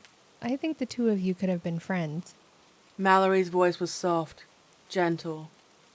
Tom turned to look at her side of the desk. He kept everything she had there. A necklace her aunt gave her. A random toy they found when they were scavenging for supplies. And perhaps his favorite, a ring that hung from a necklace. One of the few that hadn't been looted after the world collapsed. Tom's hand reached out and took the ring in his hand. I wish you weren't here alone. It would be good for you to have a friend. He knew she wasn't there. Maybe it was his subconscious trying to keep him connected to the world. Either way, every day, he knew he needed to hear her, and she always appeared at least once. There had been too much dead air. No one wanted dead air, especially when there was no more music to be played. Tom cleared his throat, forced a smile. Sorry about that, folks. I missed where I was, again. He sighed, doubting anyone was listening. Why not speak on matters that were personal? Even among the loss of the world, there were numerous tragedies that haunted individuals before they passed. The individual from the motor store stayed there, setting up a temporary camp, and took out a portable radio to tinker with. The surface was scratched. There were scrap marks, but it tried to pick up the frequency. It didn't work, but the concealed person kept working to find a solution. I'm sure you all remember Mighty Mallory, my co-host with the most. He smiled, remembering how the pair would share the microphone and send their message out, well, for all time's sake. Hello, listeners. It is your co-host with the most. I am Tom Fire. And I'm Mighty Mallory. And we're the final wave. Other stations may have backed out, or perished into terrible oblivion, but here we are, always providing you with company that won't try to eat your face. The animatic and bright radio host voice was gone. His tone went back to a serious one. It was a few years ago now. It's hard to keep track of time, and we've never publicly spoken about our story. While I enjoy sharing other people's stories and that of the world, I think it's only fair for us to share ours. Considering everything, I'd say we were pretty fortunate. A tear ran down his cheek, a surprisingly happy one, and he looked to her empty wooden chair. She had a pillow decorated with teddy bears holding different kinds of cakes. It seemed so out of place in the apocalypse, and she never gave in to the negativity or the cruelty of it all. You don't have to do this if it upsets you. You know I'm here, and that's what matters.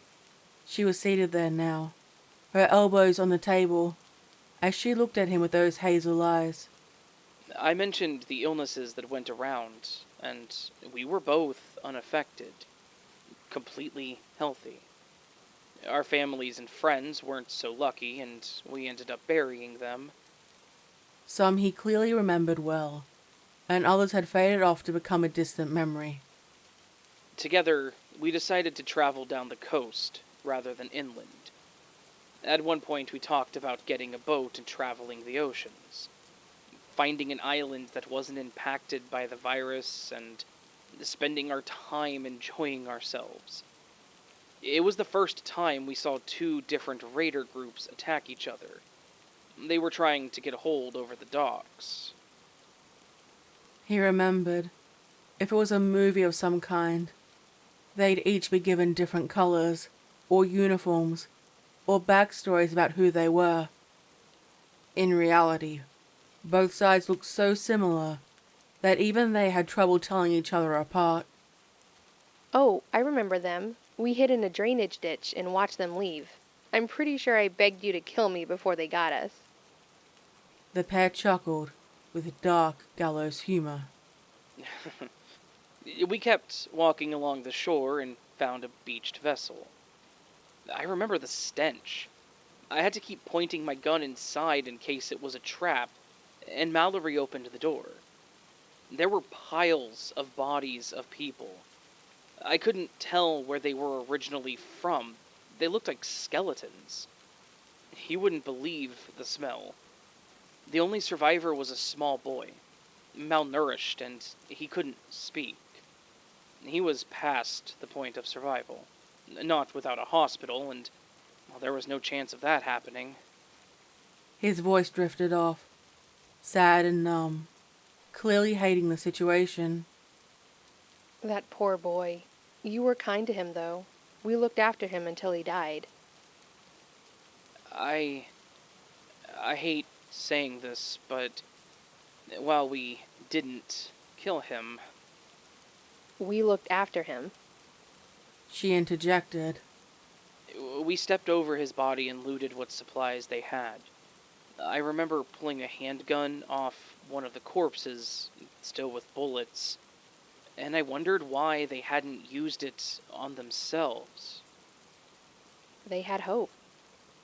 The voice echoed through the surviving radios across the wastelands.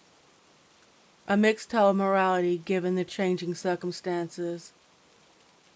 The boat in question was long looted multiple times, having many owners, and finally lay at the ocean floor.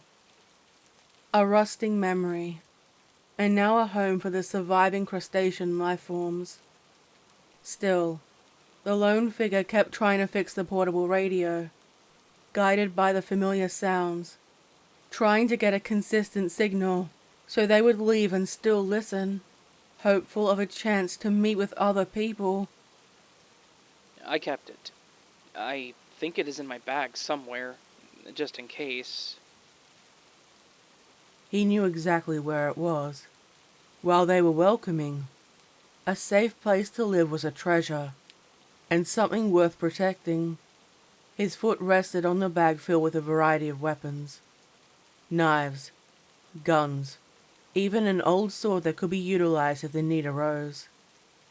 His favorite gun sat fully loaded, safety off, and ready to fire. It sat ready on the desk in case someone decided to climb the stairs. So far, no one did. There were his pencils, sharpeners, and various notepads that kept a record of the events. In the corner were the sleeping bags, a small stove to cook and boil water, and a bug-out bag in case he needed to flee. Not that he wanted to. This was home now. The only other thing that resided on the desk was a microphone that shared the stories of the wasteland. Morality was blurred. I remember we nearly joined one of the communities that were starting up. They wanted to build a safe town where the old ethics of the world came back. Tom smiled, the memory bittersweet, and he tapped his fingers on the surface of the table and stopped when he realized what he was doing. I wish that place worked out. There were about 4, I remember. One sounded like it was right out of The Walking Dead. Her image smiled, remembering one of the many television shows they would watch together. The real apocalypse and post-apocalypse weren't as entertaining.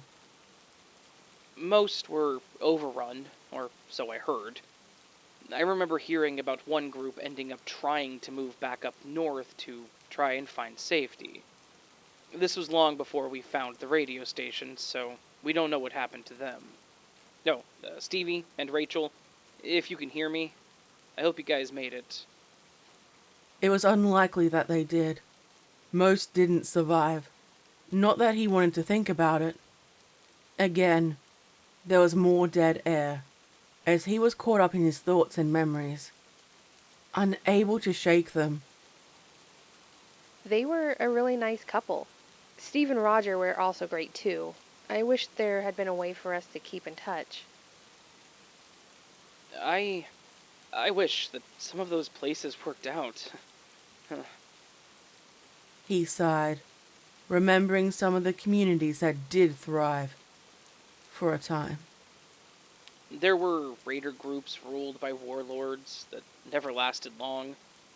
They were good at killing, plundering, and destroying lives, but providing housing, medicine, and food? Tom snored with distaste, recalling the rare times they had come across them, and somehow they managed to avoid being enslaved, branded, and kept as livestock. I wonder sometimes if this is what happened in ancient times. I know it's a conspiracy theory, but I wonder how many smaller apocalypses humanity has had that we just didn't know about. I remember watching... Christ, what was it called? He drummed his palms on the surface of the desk, trying to think of what program he had been obsessed with. It was about how there were advanced civilizations, and then for whatever reason, humanity was pushed back into the Dark Ages. Ancient aliens? Yes, Ancient Aliens. That's the one. He stopped, realizing he'd outright spoken with Mallory. Who was even around to judge him? I hated that show so much. She laughed with good humor. Tom could nearly forget she was dead, especially with how they would still joke. It all felt the same. I don't think humanity will be coming back from this one, though. More dead air.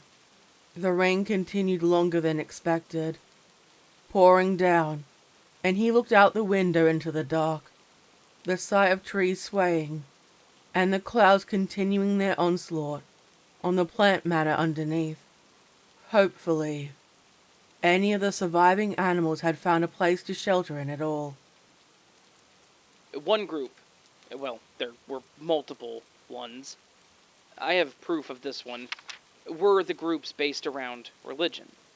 That this whole event was caused by God or the Antichrist, or whatever variation of it. He flicked through the book, grumbling to himself about how he should have marked things better, and finally found the correct pages. Sprawled across them were drawings of a variety of religious symbols, old and new, along with worshippers around a person, or some kind of idol, praying or slaving away to build something out of scrap metal or old cars. I remember a broadcast asking people to go to San Francisco telling them that the city was being purged of all sin, and if you wished to be forgiven, you would travel down there, join in, and be free. I think some innocent people would get caught up with groups rather than do things on their own. The whole safety in group mentality. Tom wrinkled his nose in complete disgust. You only ever killed because you had to. I can't remember you ever wanting someone dead. He gave her a skeptical look followed by an apologetic one. There are plenty of people I wanted dead. He never forgot each life he was forced to take, in order to protect them both. The first one was a burglar who came to their house when the world was gradually falling apart with a long knife, demanding their supplies or he would kill them. Tom tried to warn him, once, twice, more until he threatened Mallory, and Tom shot him in the chest, killing him nearly instantly. They knew things were bad when the police didn't bother to arrest the intruder, nor did they take him to jail. Tom knew things were definitely breaking down. I think it is a universal thing in our world now. Everyone has killed to protect what they have, or... He struggled to hide his disgust. Take what they needed to in order to make it through. More dead air. Tom sat wondering what the Tom of the past would have thought of him. Would he have been able to recognize himself?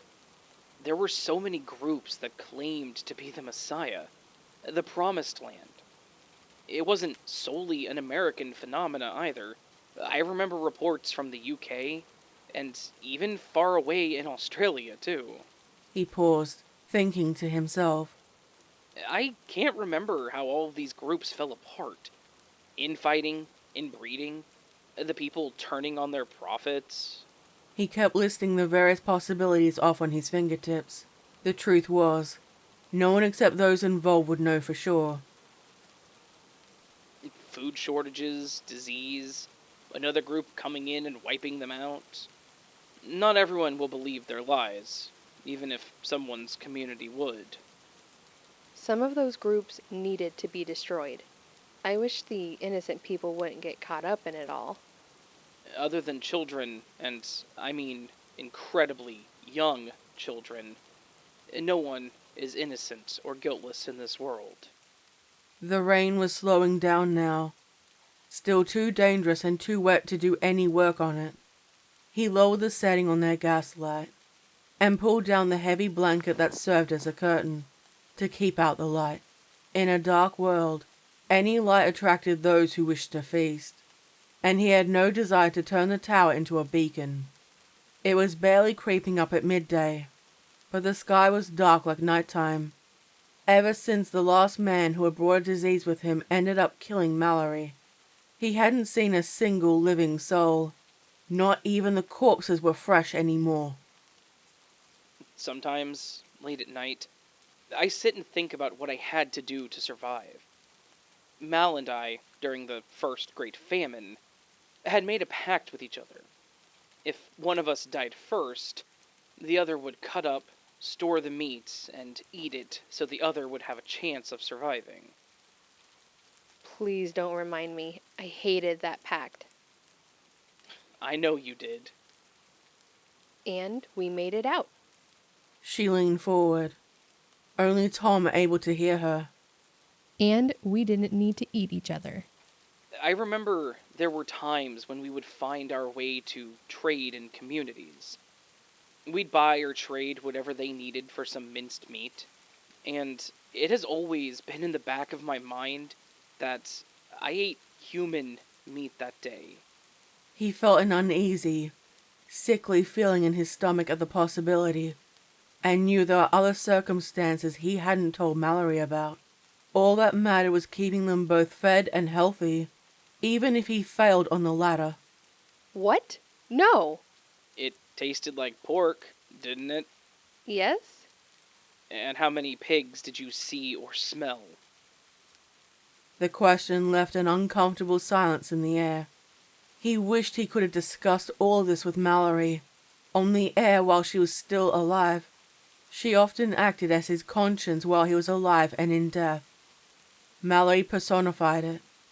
She didn't answer him. Her gaze lingered on him.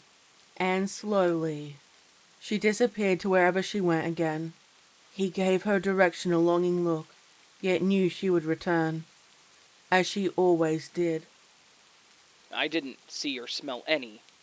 There were plenty of people, though. Far too many for a settlement like that to manage. It was the reason why Mal and I had to make our escape. I can't remember the name of the town anymore. He quickly flicked through the pages, trying to find something to kickstart his memory, and reached over to pick up another book. Ah, damn it. I'll let you know when I find it. I don't think it lasted long. He tapped his fingertips, trying to think of the next topic of conversation, and wished there was a way for survivors to contact him.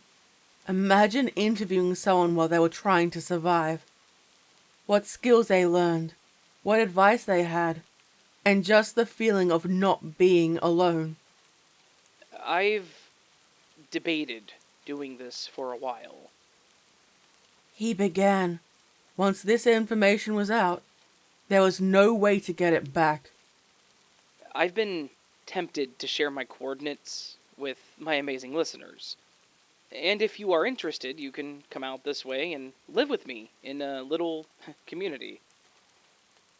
He looked over to see if Mallory had returned. Her chair was still empty. I know I was just talking about cannibalism. I promise, on my word, I won't try to eat someone who comes out here to visit me. So long as you don't do the same. Deal? Tom offered, waiting as though someone was listening in and agreeing. If he heard it, he would definitely be wary, and sure whoever said it would certainly try and eat him. He let out a long, soft groan. I hate the fact that I might be the last human left. The loneliness of being the last is unbearable. Before the world fell, I didn't have a lot of friends, and I preferred to stick to myself, Mal, and maybe a couple of others. If this ends with me, what can I say that humanity has done for the planet, or even ourselves? In barely the blink of an eye, humanity has destroyed itself and everything around us, and... He paused, stood up, and his chair loudly moved across the floor.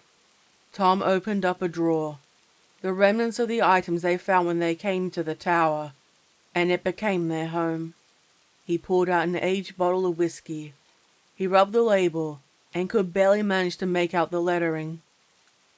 You know, it's time for something a little stronger than water. Tom gulped up the rest of the day's rations. Even alone, he kept things orderly. With his lips still wet, he opened the bottle and poured it in, close to the brim. The aroma of alcohol was strong and caused him to exhale. I promised to only open this when I came across another person, but since that's looking unlikely, I'll do it. He took a mouthful and winced at the flavor, before swallowing it down. I wonder what will come next. See, first it was the ocean life, then the dinosaurs, and then the massive mammals, followed by humans. He reflected, leaned back in his chair and imagined. What species will rise to sentience, taking over the planet? And will they look at our ruins, wondering how we could have been so damn stupid? Or would they just forget it, not worrying or caring about us and our achievements? Finally, there was a burst of static from the repair shop, and the figure let out a cry of happiness. The sound of the final wave came through. It was turned off to conserve the batteries, and they waited for the dark sky to clear up to make travel easier. Tom took a loud gulp, still not used to the taste. Fuck it. The coordinates are 45.2156 degrees north, 88.4648 degrees west, if anyone would like to come visit. I hope someone will, just so you won't be alone anymore. She was back, this time seated on their sleeping bag, her arms hugging her legs, and a mug of tea beside her. Overall, a cozy image for the apocalypse. Tom didn't answer her. He knew Mallory wouldn't like it, but his mind was made up. If he was the last human, there was no more responsibility to anyone, and he could do what he wanted.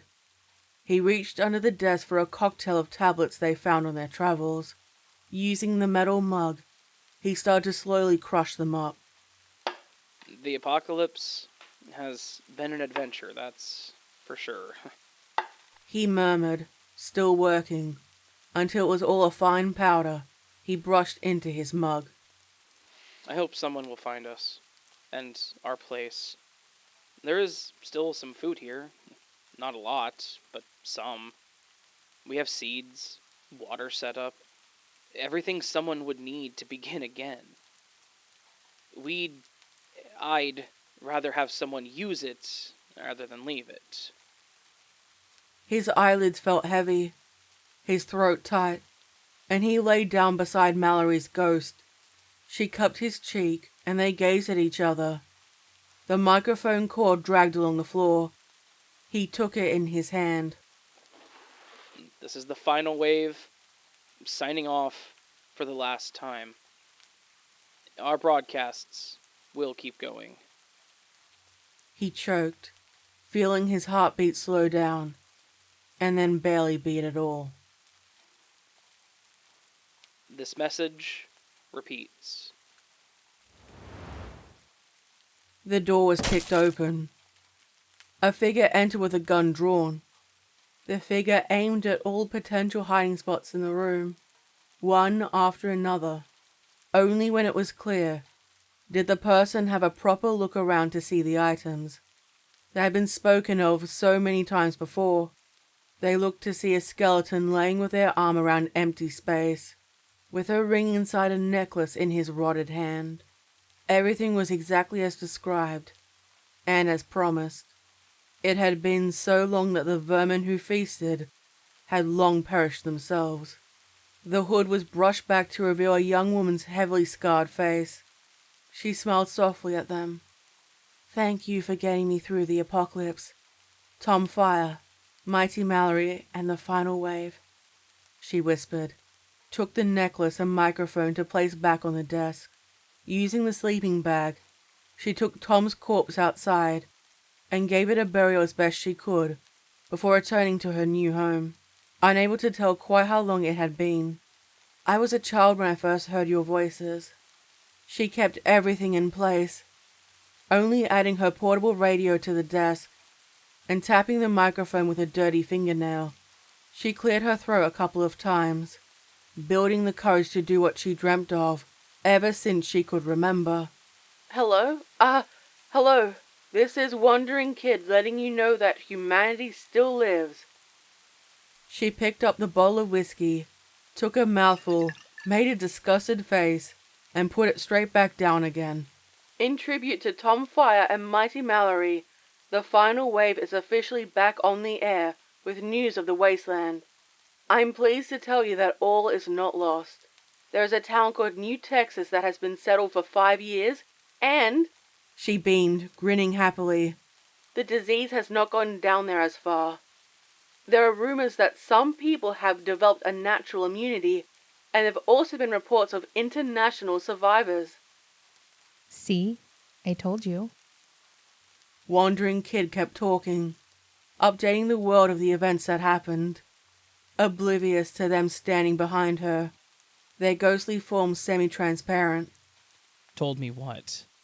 You weren't going to be alone. She got a chill down her spine and glanced back, unable to see them, but deep down knew they were there. She smiled and went back to work.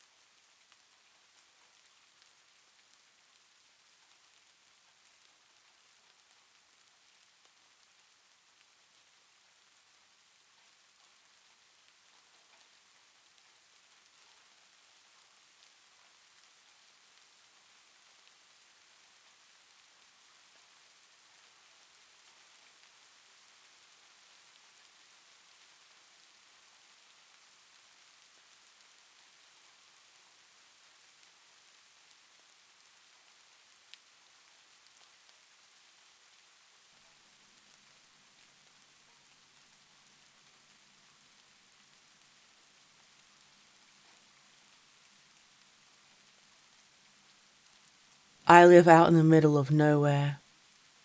I don't mean just out in the country a little.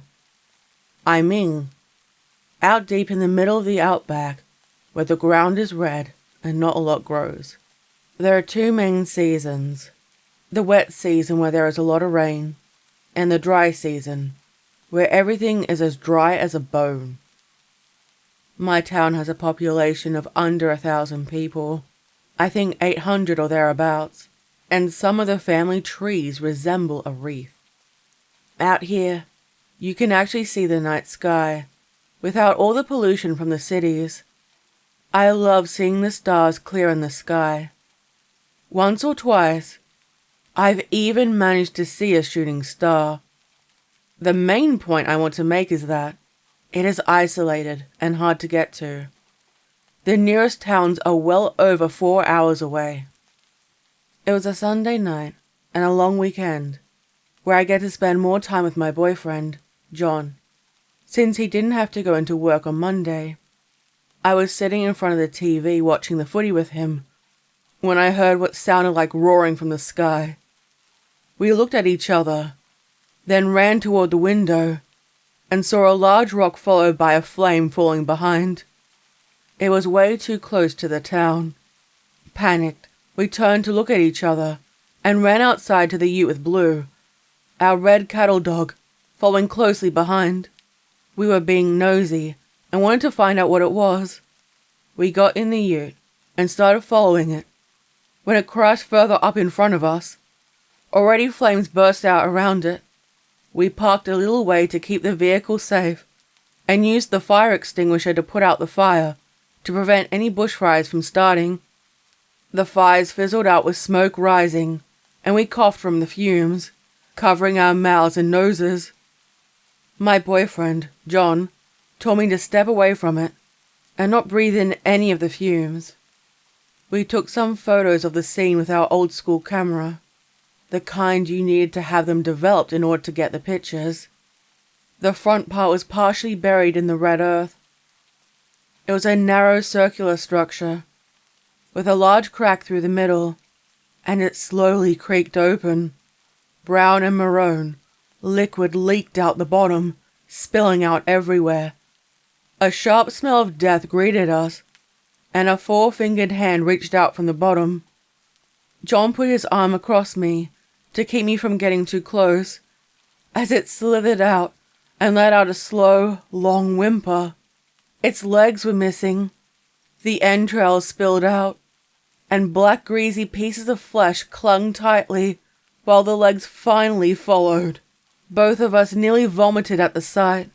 It flailed in the dirt, screaming and trying to escape before the figure finally fell limp, now dead. We looked inside to see if there were any survivors. They looked human, but not quite. Their necks were snapped or had other injuries, where it was clear they had died where they sat from the crash. There was a beeping from what I imagined was an emergency beacon, followed by a number of strange gurgling sounds. I imagined there was another of their kind, scared for them, listening in. The beeping and sounds finally stopped when the engine died. Their heads were elongated, their eyes taking up most of their skulls. Their skin was a pale green, and they didn't resemble the greys we see in the media. Their bodies were covered in a soot. I heard a faint crying from the inside, right at the back of the aircraft. There was a shadow moving from one side to another, before hiding behind some paneling. "Hey, I'm not going to hurt you," I whispered. The hope it would understand me was rare. The hope of it understanding English was even rarer. I crawled inside with it.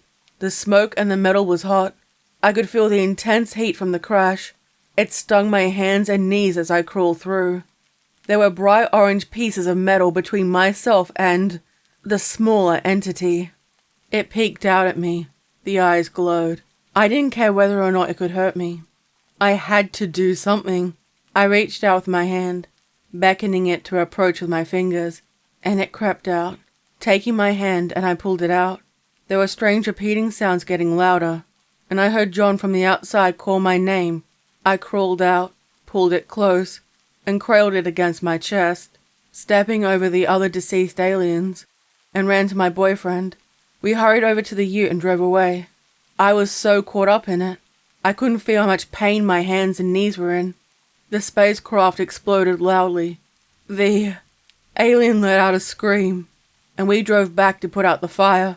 Whenever I tried to put the alien down, it would cling on tightly around my neck, and I watched John put out the additional fires. Already cars were approaching from the town.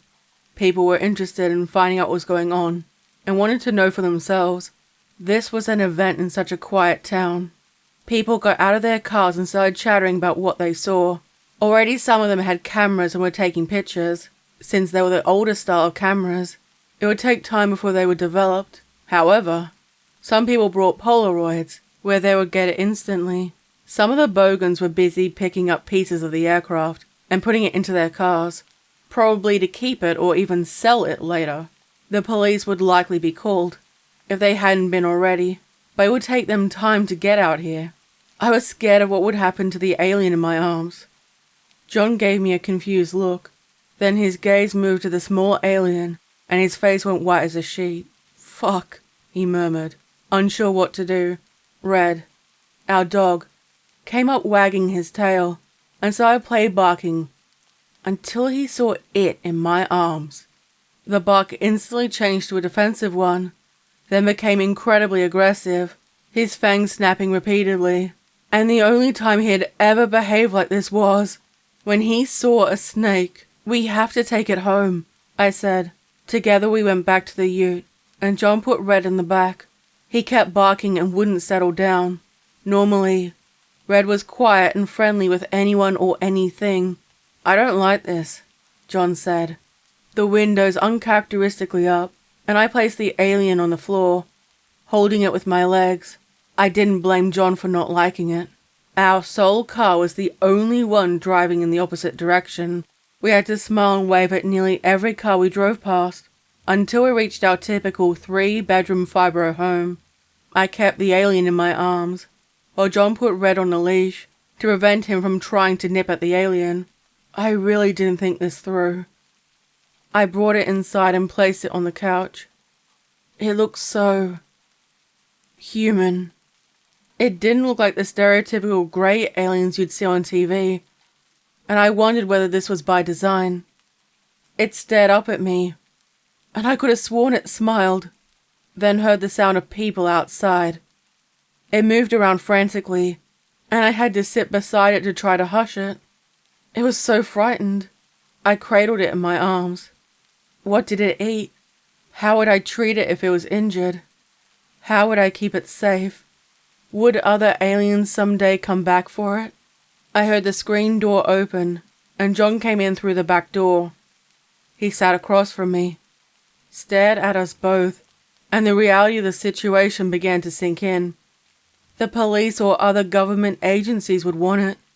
That, or the Americans would try to take it to experiment on.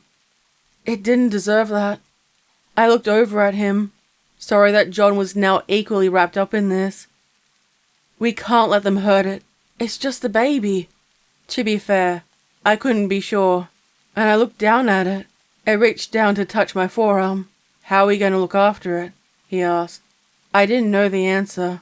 Outside, Red would occasionally bark, and it got louder until about 3 a.m, when one of the neighbors yelled at him to shut the fuck up, so he brought him inside.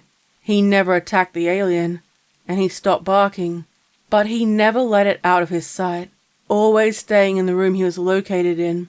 Occasionally, he would whine and tilt his head to the side, ending up more curious than angry about the new visitor. Since we didn't have a crib or bed for it, plus we wanted to keep an eye on it, I made a makeshift bed out of old blankets and towels in my dresser, then placed it down, hoping none of it was toxic. It cooed up at me, and I wondered whether I was getting clucky over a damn alien. John and I went to sleep. I woke up, and the alien child was staring at me without blinking. Its mouth barely moved. Creepy. We started to get ready for the day.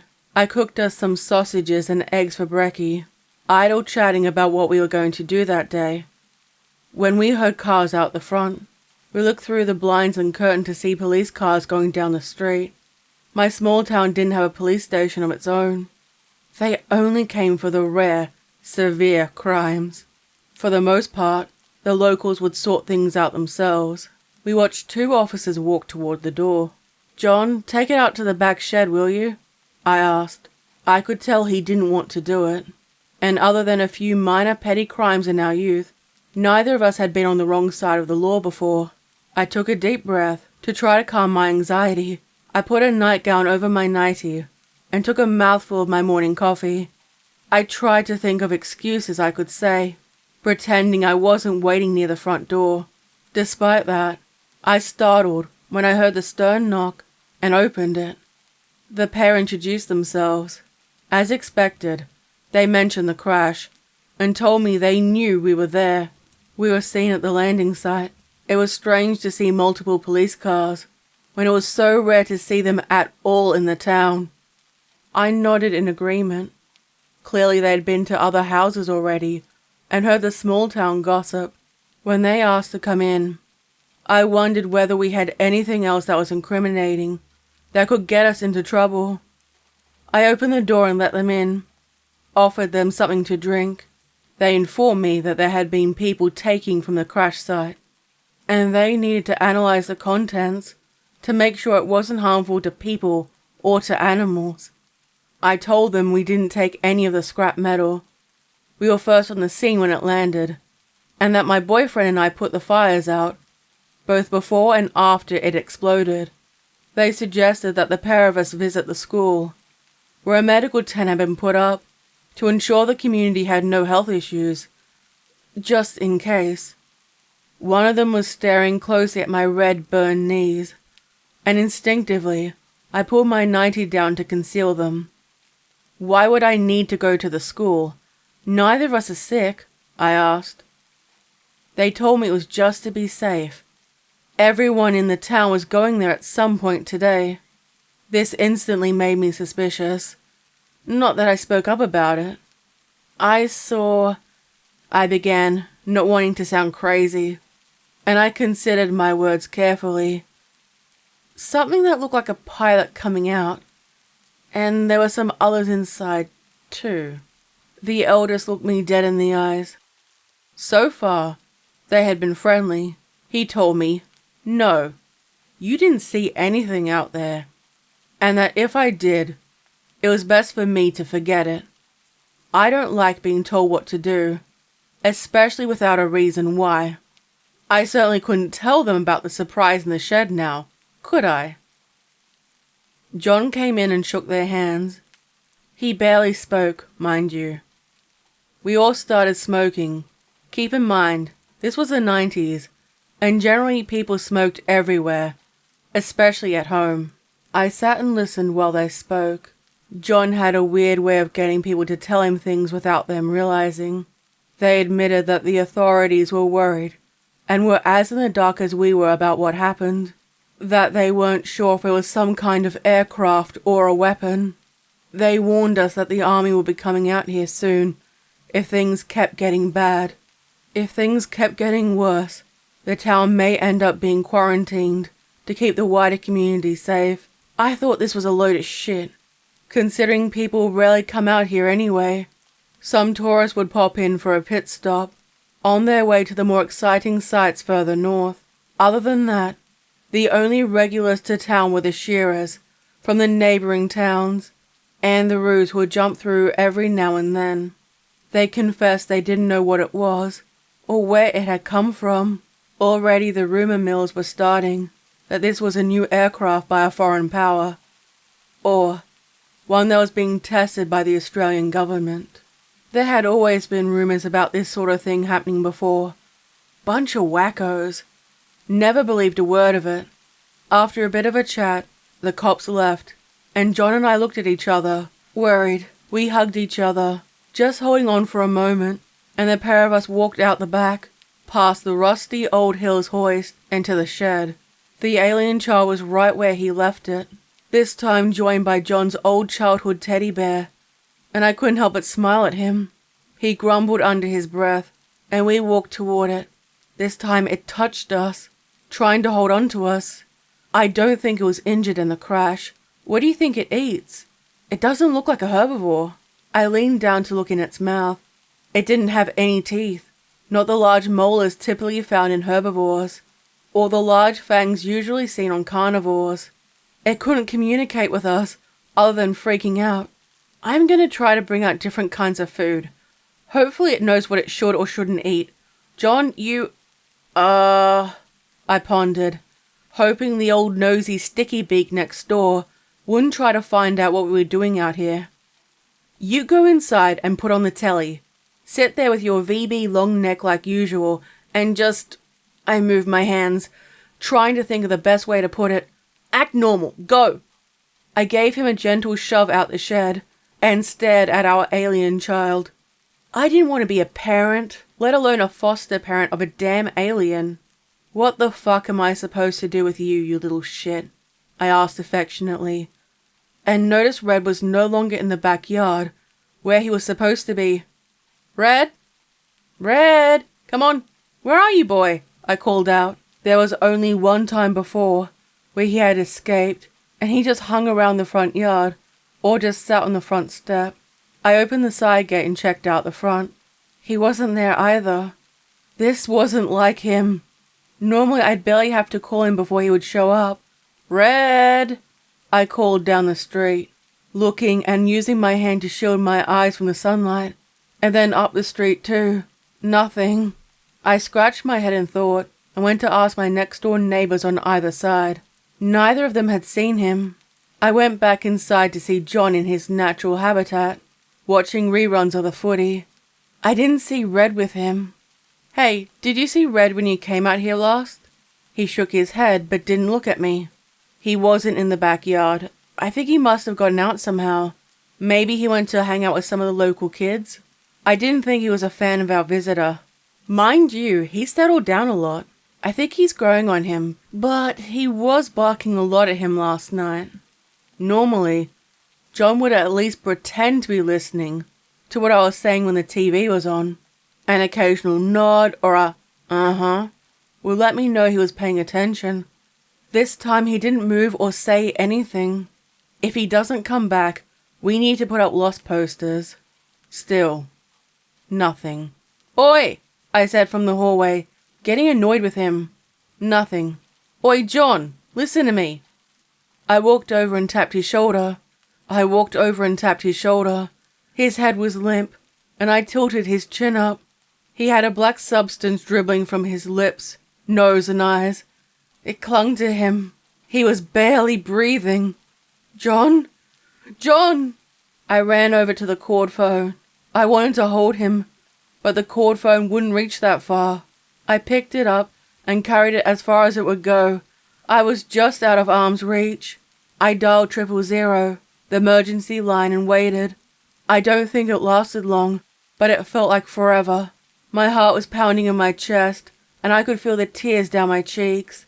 Hello? Yes, I need an ambulance. Hurry, please. I pleaded.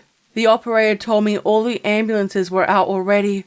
Outside I heard the sirens and peered out the window. There were a couple on the street, and this was even more unusual.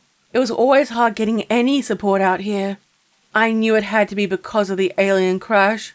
There was nothing else it could have been from. The lady on the line asked if we had been in touch with the UFO that landed. I didn't want to answer.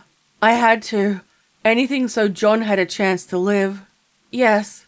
Her tone changed. She told me help would arrive soon.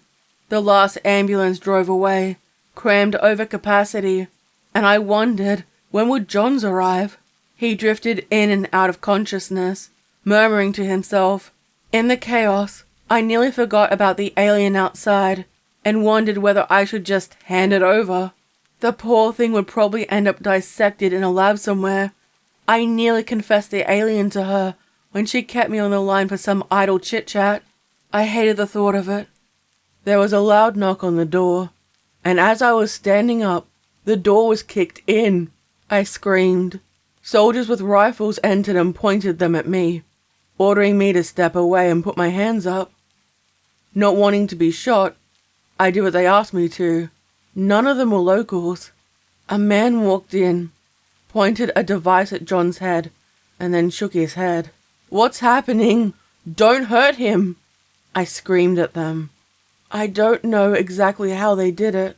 John stopped moving, and then he was unceremoniously placed inside a black body bag. He was lifted up and taken outside. I didn't even get a chance to say goodbye. They didn't leave right away. They had devices, and where they were sitting beeped louder. Then they aimed the device at me.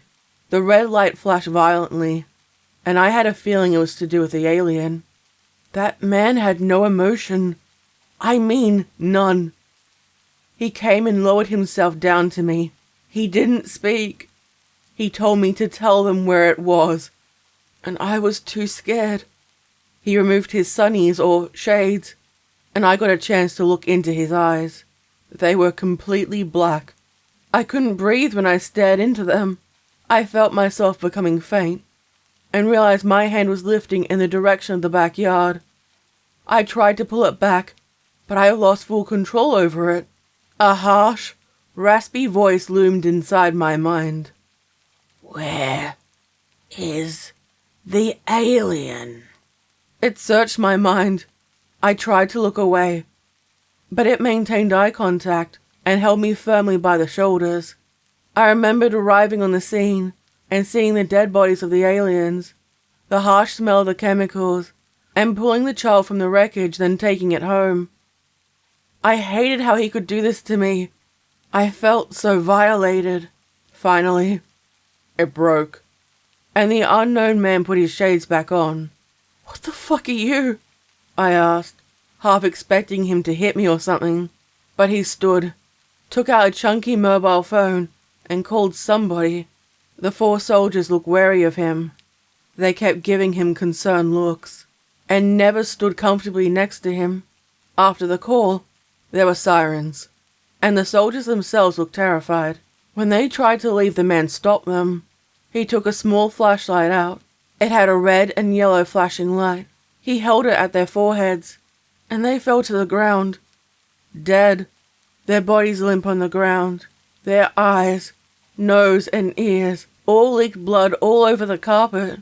While he was distracted, I crept out and headed toward the back door. Once outside, I heard other people yelling and being forced out of their homes. No one was being killed, but this was unlike anything that has ever happened before. I went and hid inside the shed out back with a small alien. Maybe if I never picked it up, John would still be alive. I hid inside a locker and waited. There were sounds of screaming, even gunfire. There were sounds of screaming, even gunfire, and a loudspeaker moving through town, telling people to go to the designated areas immediately and not to delay. For people to leave their pets behind. I knew that would definitely cause a stir. Maybe those fucking bastards are the reason why Red disappeared. I tried to relax, and did my best to stay as quiet as possible. I tried to keep my breathing slow. Occasionally, the alien made soft sounds of interest, but I ignored it. I was out there for hours, sweat dripping all over me from the damn heat, and when things quietened down, I opened the door to take a peek. I lingered at the partially open door. I didn't see or hear anything different, other than a random dog bark in the distance. I crept out. It was cold now. I wrapped my arms around my body and struggled to keep warm. I needed to get in the car and get away from here as quickly as possible. There was no way I'd survive in the bush by myself without supplies. It was too far to get to the nearest town on foot, and there was a chance the roads would have been blockaded. What was happening? I coughed and crept back toward the back door and peeked through the window. All the corpses had been removed, and from what I could see, there were no bloodstains either. It was as though a cleaning crew had come in and completely removed everything. But hell, even John's VB was still in the same spot, as though he would come home at any time and drink it. I felt faint and realized I hadn't eaten for the better part of the day. I went to the kitchen and opened up the fridge. None of the power had been cut. I pulled out some lunch meat, nibbled on it, and took something to drink. I made sure I stayed away from the windows to prevent me from being spotted. A sharp sudden pain gripped my stomach. My bones themselves suddenly throbbed, and my joints felt like they were being twisted. I made my way to the bathroom and stared at my reflection in the mirror. I couldn't call a doctor or try to go to the hospital. I'd have to get the flying doctors called out to come get me in usual circumstances. My skin was inflamed, red and swollen. I hadn't been bitten by anything, and I hadn't used any products that could potentially cause this. It really hurt. I heard movement from the outside, and 2 soldiers wearing gas masks were creeping around to peer inside the windows. Why were they wearing gas masks? One of them saw and called out to me, telling me they weren't going to hurt me. Just stop and listen to them. I wanted to, but not after what I had seen. The door was left unlocked, and they made their way inside. I was too exhausted to try to escape. I couldn't let them take me. I crawled along the floor, dragging my body forward by my fingertips, and it didn't take them long to catch up with me. One lowered himself down in front of me, while the other rested her hand on my shoulder and supported me. I expected to be pulled sharply. "Hey," a muffled feminine voice greeted me. "You're okay. We need to get you to the others. The crash released a pathogen. You're infected. You'll be okay." I tried to tell her to get away, to leave me alone, and that I didn't want to die. Helpless, the pair carried me outside to the car waiting. The streets outside were completely deserted. No one coming home from work, kids playing on the street, people walking their dogs, or neighbors chatting in the distance. It was unsettling. I didn't look at them. One of them drove and the other sat in the car with me until we reached the local schools. The oval between the high and the primary schools had an encampment. It was surrounded by military cars, tents, and I saw more members of the armed forces there. All of them were wearing protective suits and gas masks. I also noticed the distinct symbol of the Red Cross. I looked down at my arms. Smaller blisters started to poke through the skin now, and I wondered what was happening. "We found her. She is the last one." I heard that voice again on the radio. We went through the gates of a hastily added checkpoint. "What's going on?" I asked, as we moved through one of the tents. It was loud now.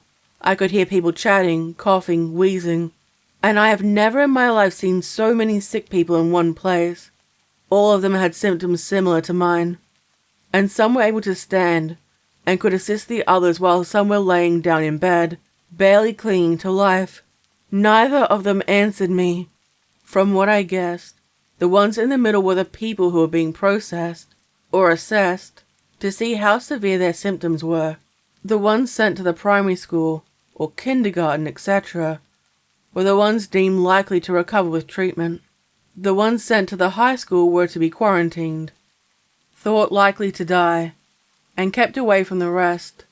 Someone who I'm guessing was a doctor approached, stared down at me and murmured with the soldiers.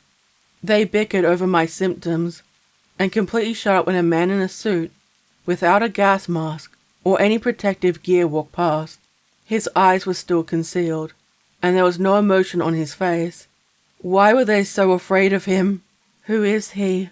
I whispered. I didn't expect an answer, and nor did I receive one. They carried me. Any movement hurt, and I was taken inside the high school. I could hear screaming and people begging to be let out. Even in here there were different areas. There were ones who might survive, and they were still being treated and cared for, and the ones who were too far gone. They were given painkillers and simply left to die. They were kept in one of the classrooms, too weak and monitored with video cameras, and with people holding clipboards, writing down notes what was happening when they died, treating innocent people like they were experiments. And, worst of all, they weren't even bothering to hide it from the other patients here. I was led inside one of the nearby rooms. An identification tag was put around my wrist and my ankle.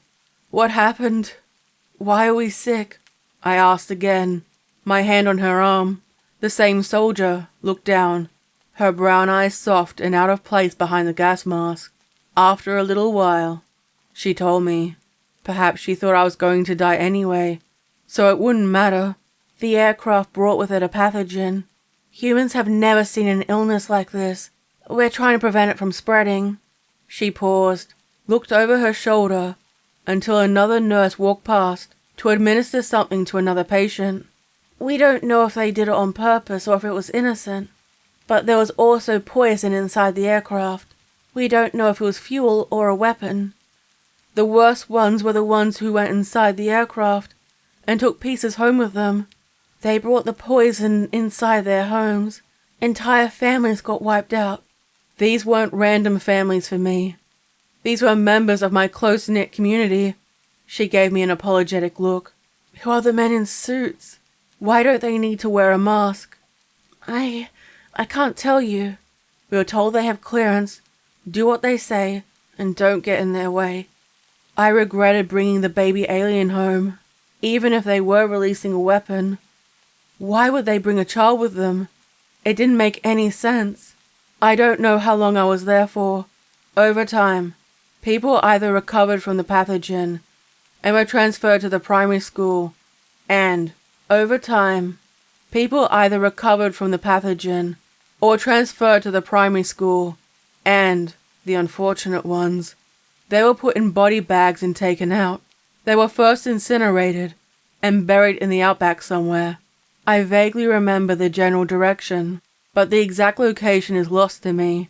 Finally, even those within the primary school were permitted to go home. And for nearly a year later, the army remained in place. Most of them were good people, and were as uncomfortable being in this situation too, and even some relationships came out of it. People were given compensation to go and start new lives, and were told not to repeat what happened here. A couple of people threatened to go public with it, and they were the ones who disappeared. You could say that people were scared, and most of the population of the town didn't need to be encouraged to leave for good. They left, abandoning the town. For those that chose to stay, the facility slowly left. No post office, no more schools, no more hospitals, no more doctors, no more town mayor. This killed the defiance many families had, and they too left. A group, including myself, were determined to remain, and the government permitted us to stay.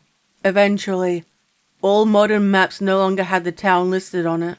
You might be able to find it on Google Maps though, if you look close enough. Clearly, they didn't want anyone coming by to see what happened. The excuse given was there was a chemical leak that caused people to become sick. I was one of the few who developed an immunity to the pathogen. However, it was recommended that I stay out here and minimize my contact with other people. I've never found out the true reason why.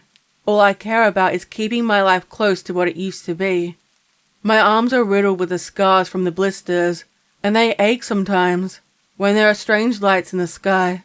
The scars on my knees and hands are also still there. I'm in my 50s now, never married and no kids. The other residents, the oldies, have all passed away now, and I live in a ghost town, completely by myself.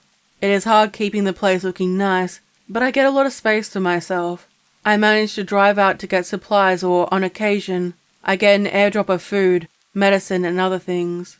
The army or other government officials would ask if I saw the alien or had any new symptoms. I tell them no new symptoms, and the alien has never returned. They still drop by, bringing me treats and having a cuppa to talk about their lives in the big cities they're from. They'd asked me to take them where the spacecraft landed. They left nothing but a massive pit, and they had made sure they picked up every trace of it. You know, they never found the alien. When I went home, I found it was gone from the shed.